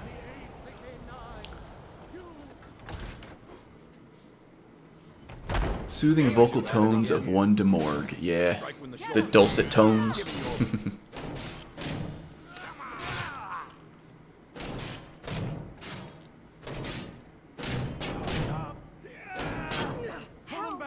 Nerva, guide me. Alright. I'm not going to stand here and watch them fist fight for the rest of the day. That fight takes forever. Especially on higher difficulty levels, because NPCs are so spongy.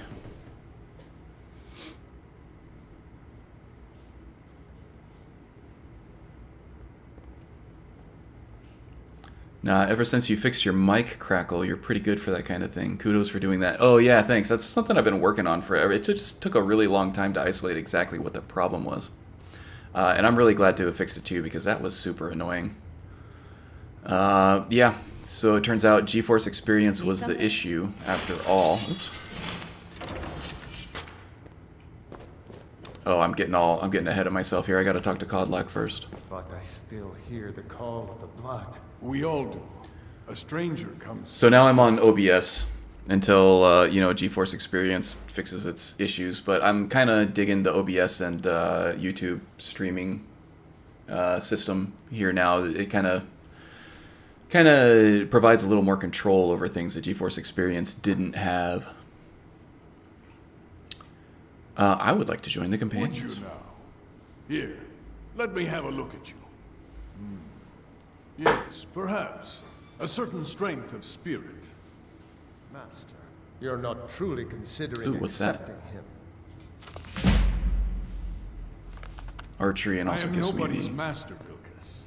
And last ability to craft a checked, we had some empty beds in Jorvask. Nord hero Those crossbow. with fire burning in their hearts. Apologies. Thought perhaps this isn't the time. Yeah, I've GeForce heard Experience this is outside. really convenient. It's all Sometimes the famous in a come built-in to us, overlay if you sometimes have they GeForce only Experience come to us to installed. seek their fame. It makes no difference. Embedded What with matters Shadowplay, which is actually the heart. great for recording. Of course. How I still would use it for you recording. Just OBS for streaming tends to work a lot better.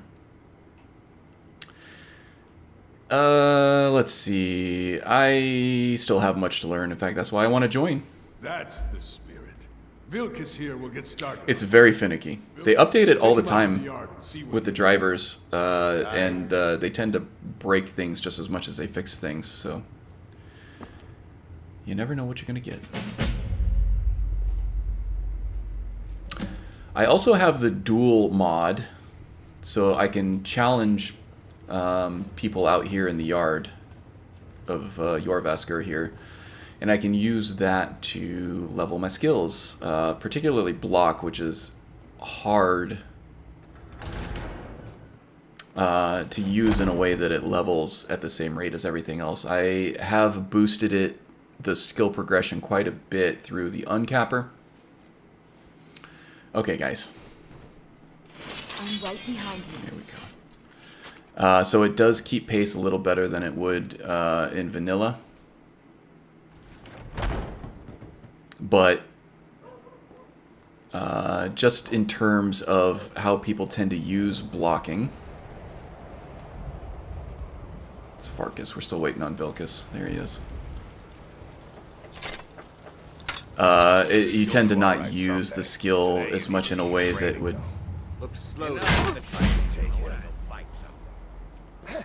would level it up as fast as everything else. Not bad. Next time won't be so easy. But as you can tell, You might just with how fast it's progressing, that uncapper is You're working. still a wealth to us, new blood. So you do what we tell you. Here's my sword. Should I ask, is cussing allowed in your... Yeah, just keep it reasonable and, you know, It's probably worth more than don't you. marginalize groups of people with your choice of words.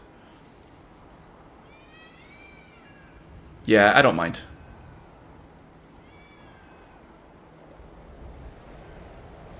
Yours is to pass. I don't think we have any young ones watching the chat, so yeah, just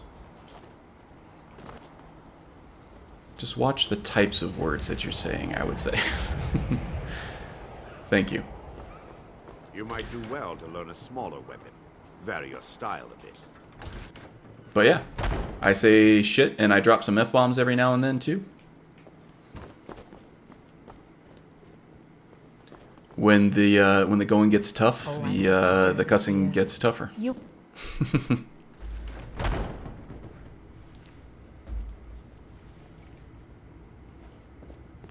And I tend to have more mods in my chat than I have non-mods, so they tend to keep a good eye on things, I would say. I'm quite protected. Some people regard forest dragons as cussing, yeah. Alright, so Vilkas' sword. Sorry, I'm paying more attention to the chat than I am the game at some points here. I gotta drop off Vilkas' sword at Yorland. But at this point, if I can find Yada,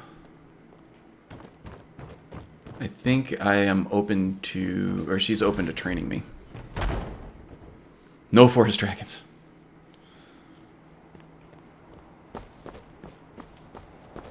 Yeah, if I do make a move to Twitch at some point, which honestly YouTube is working fine for me. I don't see that happening anytime real soon. It would be fun to mess with some of the more interactive What brings you here? things that it offers. What brings you here? Yeah, it's hard, right? It's like it's a skill unto itself, I would say. I'm guessing Being able to you're the talk newcomer. while playing.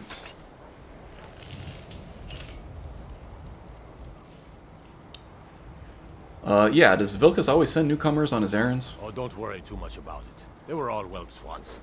They just might not like to talk about Calling me a whelp? it. Don't always Child, just please. do I'm what you're thousands of told. Nobody years old. rules anybody in the companion.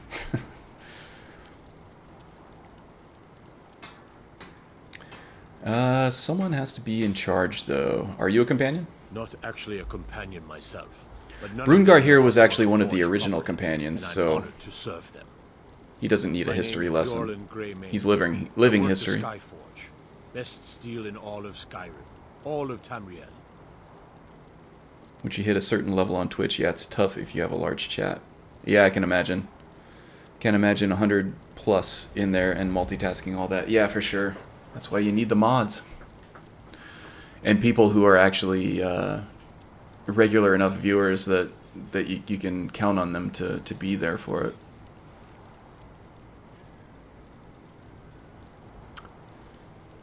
I don't know if it's basically any mature content.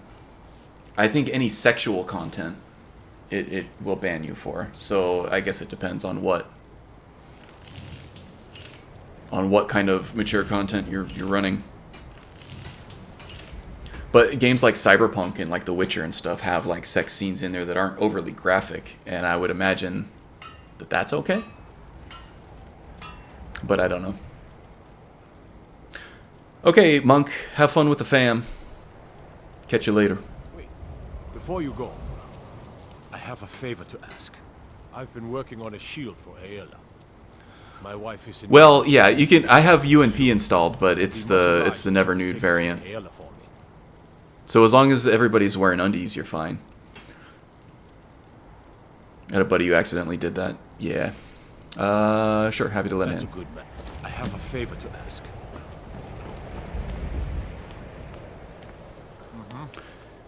Yeah, that's what I do for Fallout. I will end up streaming Fallout 4 at some point, I think, too, just to keep things fresh with another game, but something that's familiar enough that I'm not fumbling around the entire stream. And yeah, there are some pretty good Never Nude variants of CBBE for Fallout 4 as well. I am running UNP. Some of the Bijin, if I'm pronouncing that right, overhauls. Like, if I took Berlina's clothes from her, she would be naked. And in Jagasta's streams, we've seen Zora's Heine a few times, but that's more from the North Girl armor. The pants tend to disappear, and then they don't really have anything underneath the pants, but that's part of that armor mod. That's not part of her overhaul or anything. So you just got to kind of be careful, and my channel is small enough that it's not going to get dinged, and I'm not monetized at all, so I think for the most part I'm fairly safe.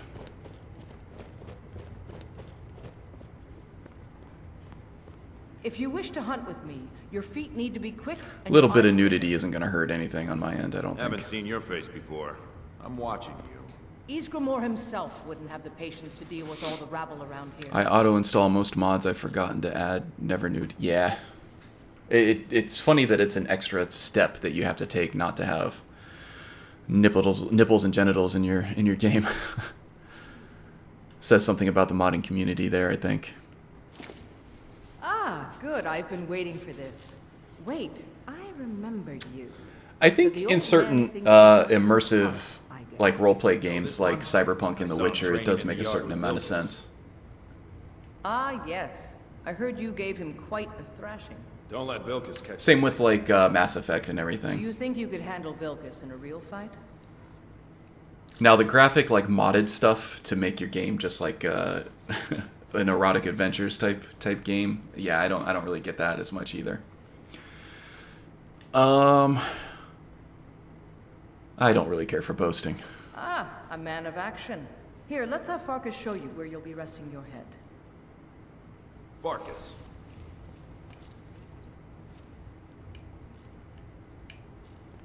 Did you call me? Of course we did, Ice Brain. Show this new blood where the rest of the whelps sleep. New blood?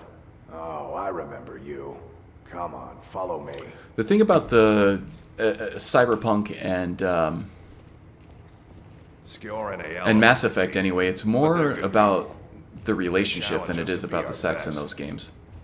So it kind of fits in a little bit better. A new face around. It gets boring here sometimes. And is a little less just a little less creepy, a little less pervy in that in that regard. The Witcher is a little more shallow in most contexts, but there are relationship aspects to it too, which help it fit a little better, in my opinion. Looks like the others are eager to meet you. Come to me or Ayala if you're looking for work. Once you've made a bit of a name for yourself, Skjor and Vilkas might have things for you to do. Good luck. Welcome to the Companions.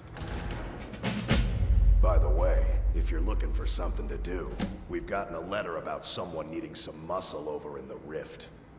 I don't know what the fight is about, and that's not our business anyway. I just need you to go out there, look tough, and scare this milk drinker into submission. Brungar is not a hired thug. He's not gonna go shake anybody down. I'm not running that mod that removes all this stuff just because I like to have the option there of doing it just in case I happen to play that type of character. But this character is not that type of character, so I think actually with my current setup, Vilkas is available for giving quests from the beginning. So I'm gonna go talk to him about that, give us something else to do. What brings you to me? Find some strange creature in your travels? We've received a desperate missive.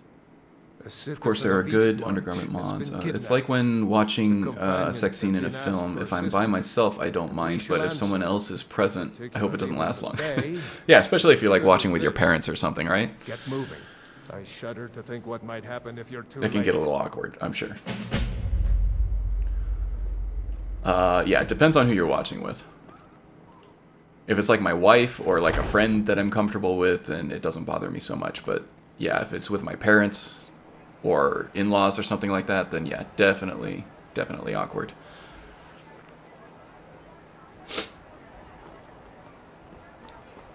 Okay, so what's next here? We forgot to find Nyada and get block training because block needs to catch up. Although block is, after that sparring session with Vilkas, has really made its way up.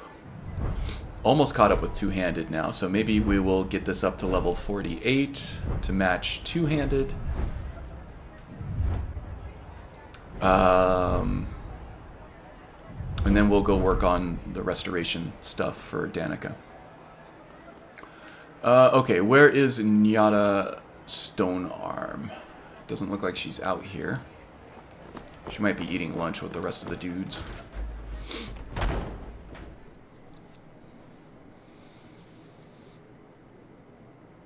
Yes, I'm pretty set in my ways with Ordinator unless I get really bored of it sometime, but like I think before you hopped on, Ordinator is my dude because just the breadth of different playstyles it enables. I have not gotten bored of Ordinator even after playing it for however many years now that I've been playing with it. Just it enables so many different playstyles that I haven't felt the need to move on to anything else. Okay, Nyada. We're looking for Nyada. Yes, still using Ordinator. Basically an Irem. I'm using Growl now too, so that'll be fun to explore. I did happen across some beast blood that is also an alchemical ingredient, so I sampled it, and with Growl installed, it turns you into a werewolf, so it hasn't been consequential at this point. It just keeps me from being well rested. And I happen to have dodged any random transformations in populated areas, so It might save your life. It's there for when I decide to explore it, but at the moment it's not. And being a shaman, as Rungar is, I feel like being a werewolf goes well with that character type as well. So we're going up to 48. All right then. And we got another level up. We may as well go ahead and top her off then, huh? It might save your life. Until next time. And I think I will save my next round of training for restoration once we unlock that from Danica.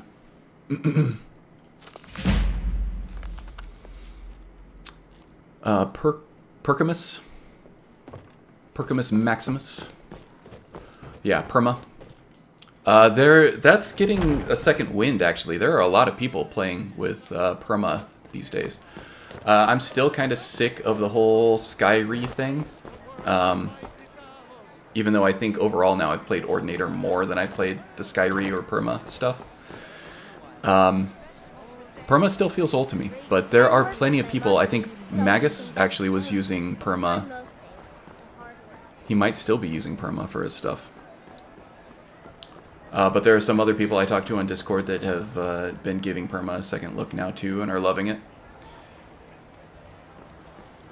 So that's actually interesting. There's an old saying that goes, "What's old is new again," and that is funny that it's applying to perk overhauls now as well. All I ask is a fair chance. Blades, helmets, pretty much anything to suit your needs.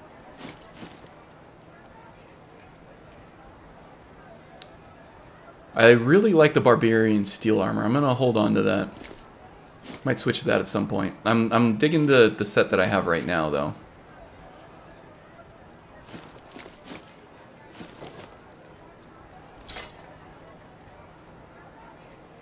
Just make some room in the encumbrance there. Don't forget to check inside the shop if you need anything.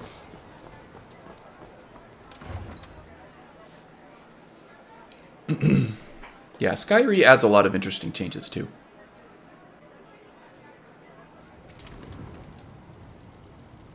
A horror Skyrim build, that sounds cool. So are you more like a monster hunter, or were you the monster? Or a little bit of both? I tend to think that the horror playthroughs and the mod sets and the mod lists and stuff that you use for that kind of playthrough tends to be more effective. Things tend to be more scary when you are the monster hunter and not the monster. But vampire playthroughs, especially with some of the vampire overhauls, are just so much fun that it's hard not to be the monster, right?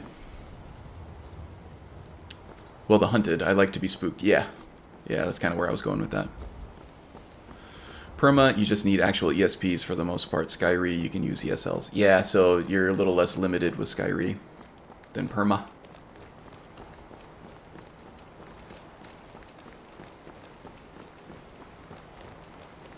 Okay, yeah, I said hunter, but I meant, yeah, the one who's going to be fighting the monsters, or I guess in your case, hunted by them. Makes sense. To use any kind of like immersive creatures or the Mihail's monsters or anything that you add to that. That in conjunction with certain difficulty mods and stuff would probably be a lot of fun. Be pretty scary. The game tends to be less scary when you can just destroy anything in your path, I have found.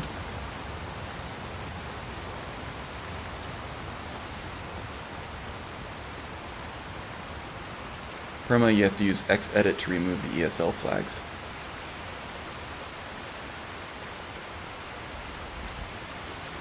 Oh, yeah, that's right, because of the patcher, right?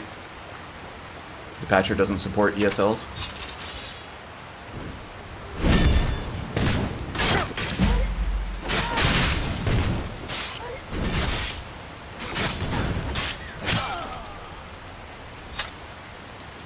Boy, that power attack still took a chunk even through the timed block.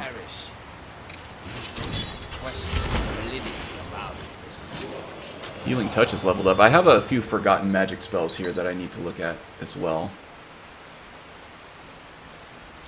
I think Healing Touch might be the only one I'm using, but I also might have some kind of armor spell hooked up to that too. Let's check real quick. No, just Stone Flesh.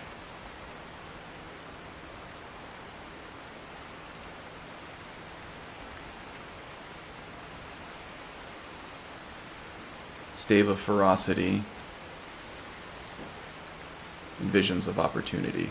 So nothing FMR hooked up to Okado's, but the Healing Touch is definitely a strong one. Okay, I'm going to take this opportunity for just a second to go get some water. And I will be right back, okay? Be back in just a minute or two.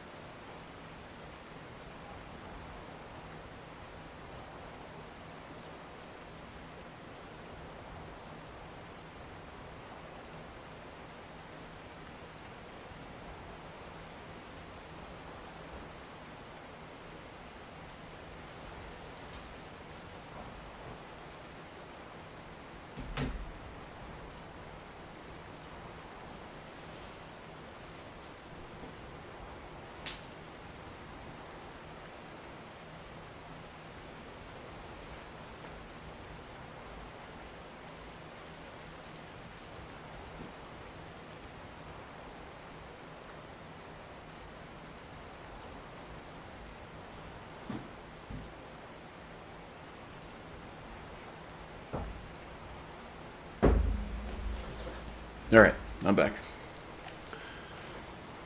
Did you miss me? I missed you.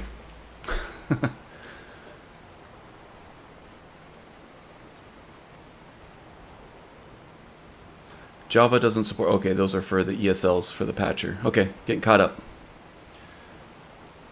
Is auto clean tool actually useful? Staying hydrated is good. Don't forget to stretch. Yeah, I stretched too.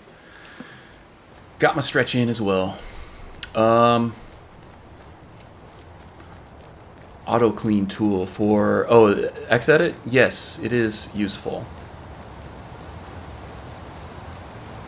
Mostly for stability, I think, and not so much for just random little bugs and stuff here and there, but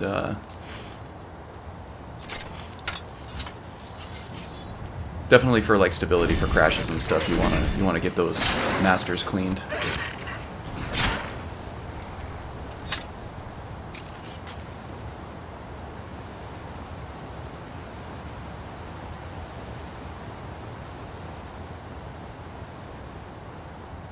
Oh, I have a level up available already, huh? I'm going to save that for... Oh no, that was the level up from... from the block training, wasn't it?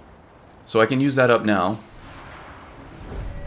Because I still have my 5 stacks of training for the next level that I can use.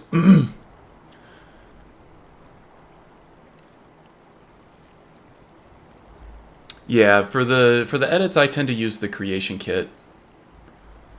Like if I come across an item that seems underpowered for the effort that I put into it, or if I need to patch certain items or whatever to be compatible with other item overhaul mods, then I'll just use the creation kit. I haven't really gotten into Xedit so much. But I know that it is powerful, and it is very useful, and it tends to be even easier to use than the creation kit itself. I'm just more familiar with the creation kit. We'll do a little bit of Magicka this time. Stamina seems to be what we're missing the most. But Magicka is very behind the rest of these attributes here. Block is all the way up at 50 now. So let me see. How many perks do I have in two-handed? 1, 2, 3, 4, 5. I'm trying to keep this as balanced as possible in terms of skill spread. Block is now ahead of two-handed, but that won't last very long. 1, 2, 3, 4, 5. Okay, so block is caught up there. How about light armor? 1, 2, 3, 4, 5.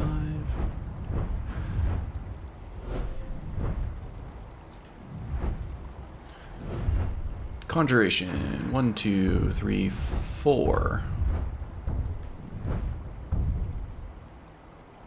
Does anybody know with the triumvirate shaman totems if they act as Atronachs in Ordinator?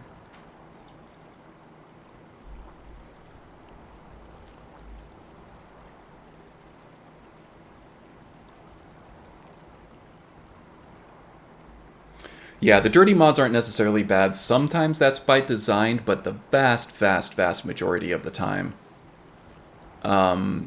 those dirty mods can be cleaned and it's fine. So you're probably okay. But yeah, as Maga said, just don't do it willy-nilly. Maybe before you do it, check the mod page just to see. Usually, if cleaning the mod is going to cause an issue, it'll say right up front in that description, don't clean this mod.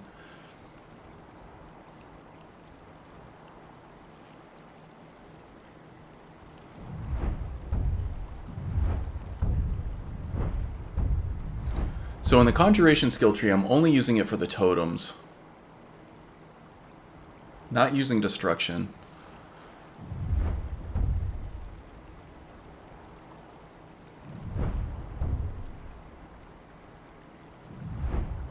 So I am not going to get any use out of any of this until I get to March of Oblivion, when I can summon additional totems.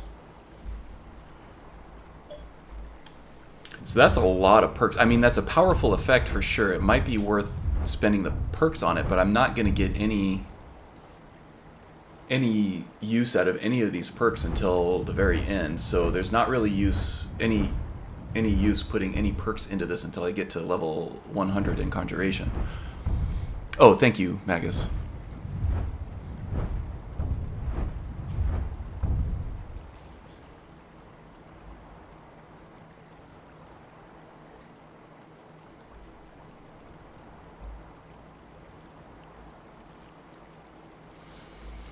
If this works on totems, there is the water totem that actually heals you over time.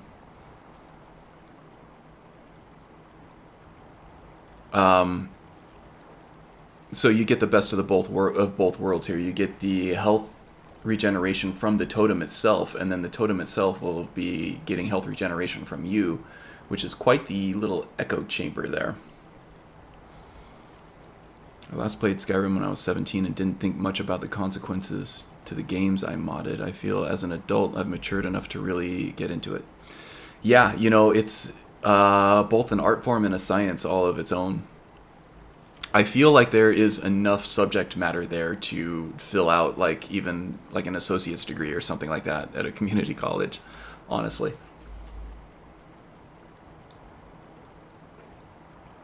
There could be a college course on Skyrim modding, and you wouldn't get to everything in one semester.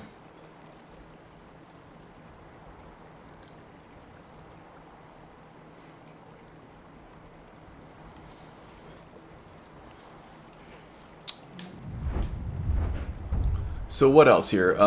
Dual casting.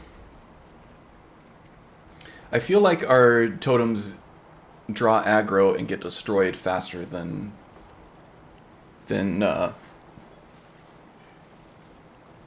it would be worth it to take this just for the added duration. So I think we're going to move on from Conjuration. If Signed in Blood actually works for totems, I believe it does, but check since you have the Atromancy perk.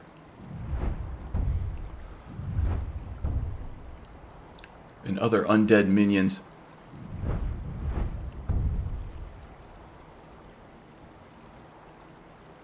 This is going to be hard to check, though. You want to stay away from Edge of Oblivion. Its drawback is severe. Yeah, no, I could take that now, I believe, or soon anyway, and that would give me an extra totem. But yeah, you're right. The cost does not. The cost isn't worth it. Just because my totems don't tend to last that long. Signed in Blood, I'm going to do some more research on it, maybe do some experimentation off camera. I would rather not waste a perk on it if it doesn't actually work. But, see, Atromancy, it does work, but it specifies and other undead, non-undead minions. Whereas this one just says Conjure Daedra, meaning Atronox. So I'll look into it. I might even pull it up in the creation kit too, and look at the code behind this and see exactly what it does. So that's a research project for me. Restoration. I have a 5th perk that I can use on this at some point. Regenerating Magicka would be very useful, especially in those bigger fights with the stronger enemies like giants and mammoths.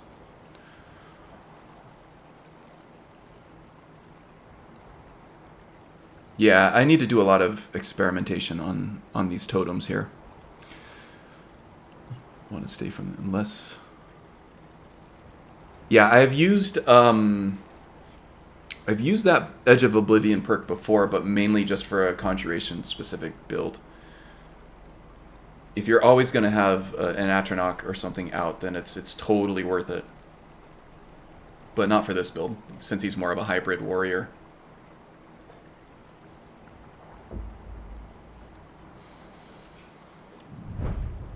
Okay, so Magicka Regeneration would be very useful for this guy. And as a shaman, I think it makes sense. Restoration build. Yeah. So that's a strong contender there. Descending Light. Alteration, 1, 2, 3, 4, 5. We've already taken Alteration for our 5th perk there too, so let's go ahead and take this. Magicka Regeneration, since we don't have a huge Magicka pool, will actually be quite useful, I believe.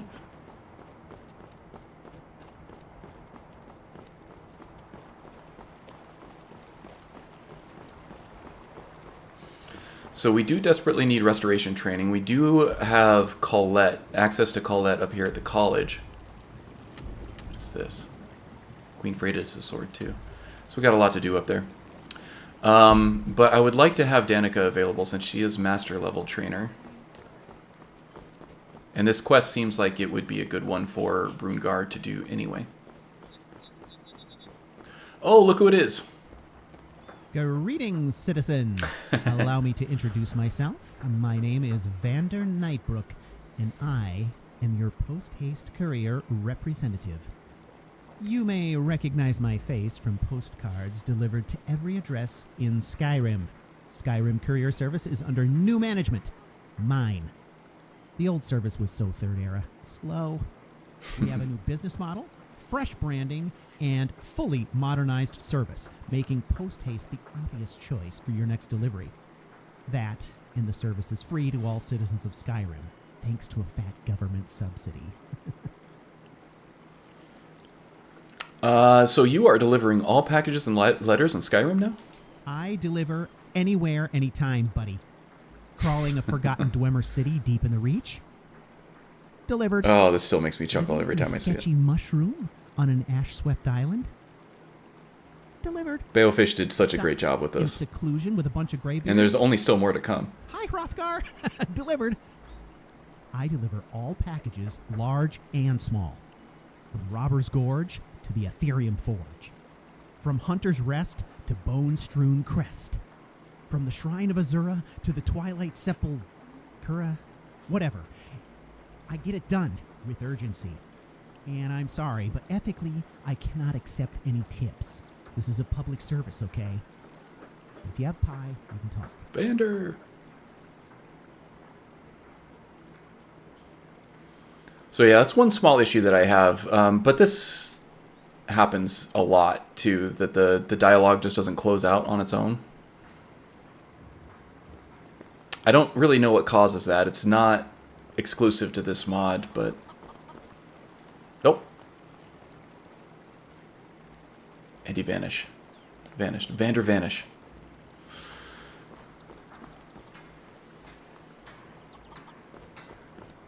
Yeah, that's one of the newer mods that I added to some of my newer profiles that the Jagasta profile does not have.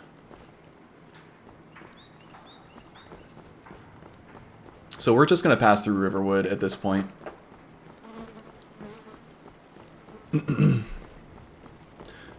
But yeah, anybody who is not in all the same circles that I am, that mod comes from Balefish.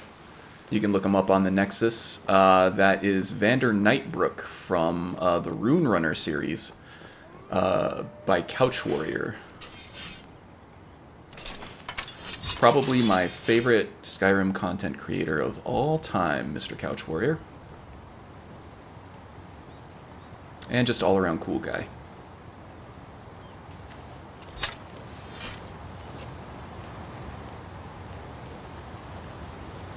Probably the single biggest inspiration that I've had for doing my own streaming and creating my own content on this channel.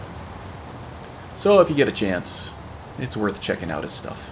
Just really next level content in this medium. Above and beyond pretty much anything anybody else has done on a streaming platform. In my opinion.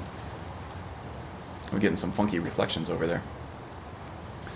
That's something I've noticed more and more. I'm running full ray tracing on Cyberpunk, and the reflections are not screen space reflections. They're completely accurate reflections, and they're very eye-catching. They look great in that game. But then I've become more of a reflection connoisseur now in things like Skyrim. I feel like the hardest thing to do in Skyrim for me is run a build without stealing.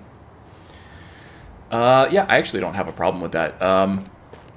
It's probably a knee-jerk reaction for most people playing in the first, few dozen hours at the very least, to loot everything.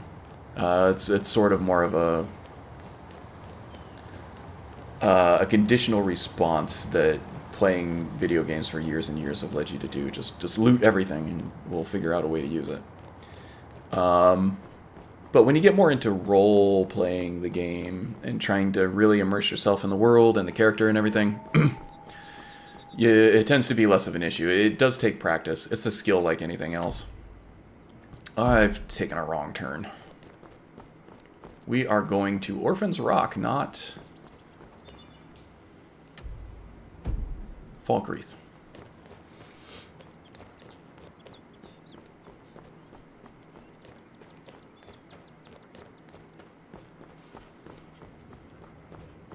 Better stealing.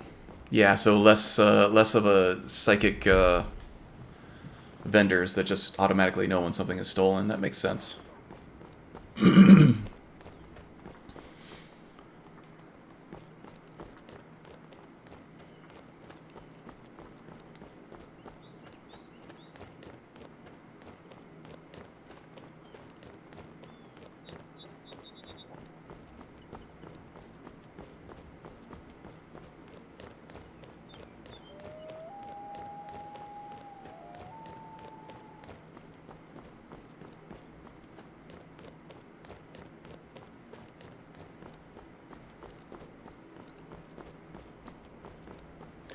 Okay, Helgen.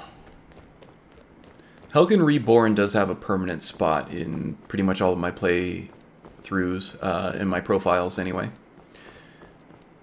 That is probably something that Brungar would be more interested in doing once dragons have spawned in this world. They're not a thing in this world as of yet.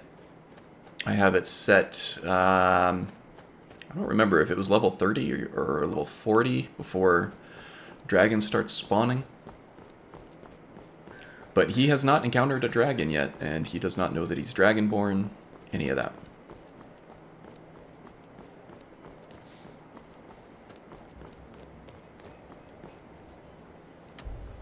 Oh, I took another wrong turn.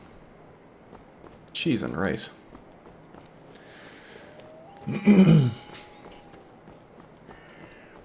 Left at the fork was what I should have done.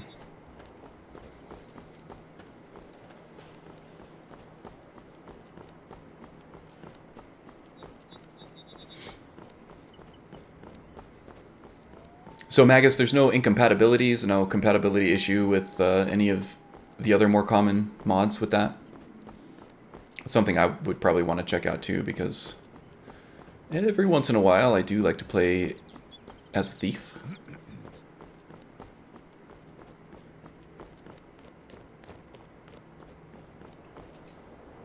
This is our turn, right? And we haven't had lunch yet, so let's take care of that.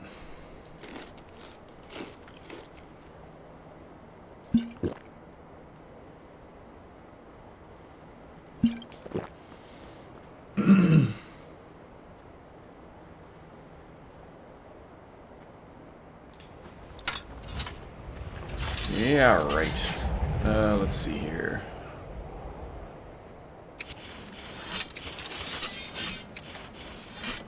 Ooh, and my tummy is grumbling too. In real life, so it's not just Brungar.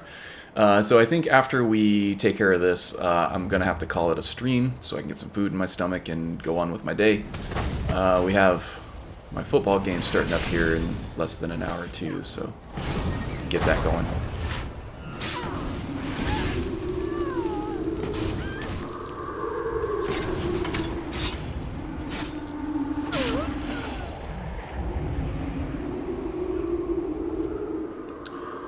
Let's see, where did that witch go? There he is. Or she. There she is.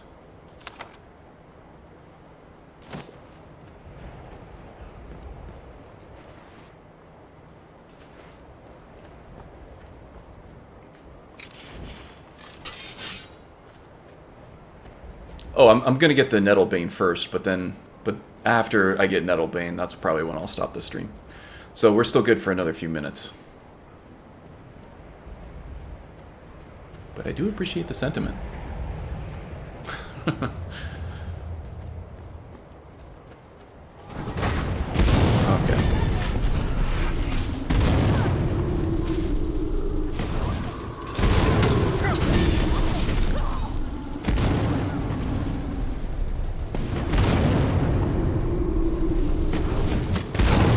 Oh boy, took a chunk out of me there. Do I have a ward spell? I do have a minor ward spell that, what's his name? Tolfdir taught me. It's not something I use. Alright, let's see if we can get a totem up there to distract her. Pelting us with fireballs. Let's actually switch to fire bolts.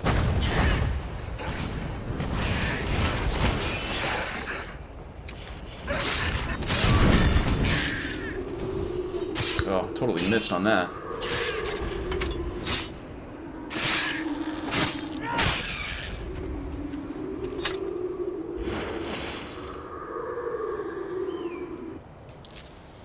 Okay, there's Nettlebane. Just got to bring that back to Danica. And then we have the whole Elder Gleam thing to deal with. Do I have anything to disenchant while I'm here? Yeah, I do. This guy is equipped, so I'm not going to take that down. Just see what else we can loot before I log off and forget to do it later. There was a witch, I think, that probably slid down here, yeah?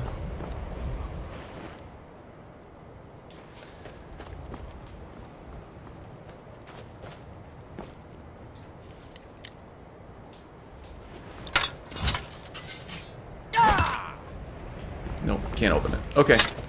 So, okay, I think that just about does it for this stream, huh? We've been at it for how long? Let's see, I got started around 10:30, so inching up on 3 hours or so. That's a pretty good healthy stream time, I think. So yeah, thanks everybody for joining me. New character here. We might get back to Jagasta at some point. I gotta find out what I'm gonna do with him next and figure out the whole difficulty thing, since he is very OP at the moment. Oh, I don't think I looted this guy. Yeah, nothing there anyway, worth taking. Yeah, I gotta figure out the Jagasta situation. I might go back to him at some point. Brungar is a temporary character. I'll probably move on from him after this current character concept challenge is expired. I just gotta figure out what to do next. I'm also thinking about maybe streaming some Fallout 4 every now and again too. And once I finish the main storyline of Cyberpunk, I might do a stream or two of that if my CPU can handle it.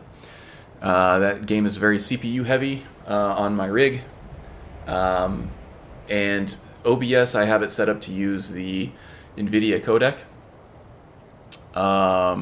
So it just uses GPU for the most part, but it still uses some CPU on it. I just have to do some test streams and see how well that game will perform with it. But I'd like to show off some things about that game and some of the character building and role-playing that is available in that game to some of the Skyrim players here. I'm still always going to be a Skyrim-centric channel, I think. So don't worry about that. Just with newer games coming out and stuff, sometimes I want to play those. But Skyrim's not going anywhere, so don't worry about that. Yeah, so in the meantime, thank you for hanging out. If you enjoyed this content, do check out the links in the description below. There is a lot more where this came from other people who are just as into this game still as I am, in terms of, streaming, produced content on YouTube, and even written fan fiction stuff that is awesome. So do check that stuff out, and I think I'll see y'all next time.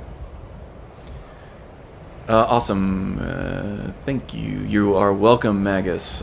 Setting up Wildcat, let me know. I'm pretty versed in getting that set up. Okay, I'll have to take a look at it, mostly just for just getting the damage levels figured out for what needs to happen. He's still squishy enough that it feels dangerous, but he just does way too much damage, so I might need to crank that down a little bit. But thank you for the offer. I'll definitely be in touch if that's something that ends up needing some more help.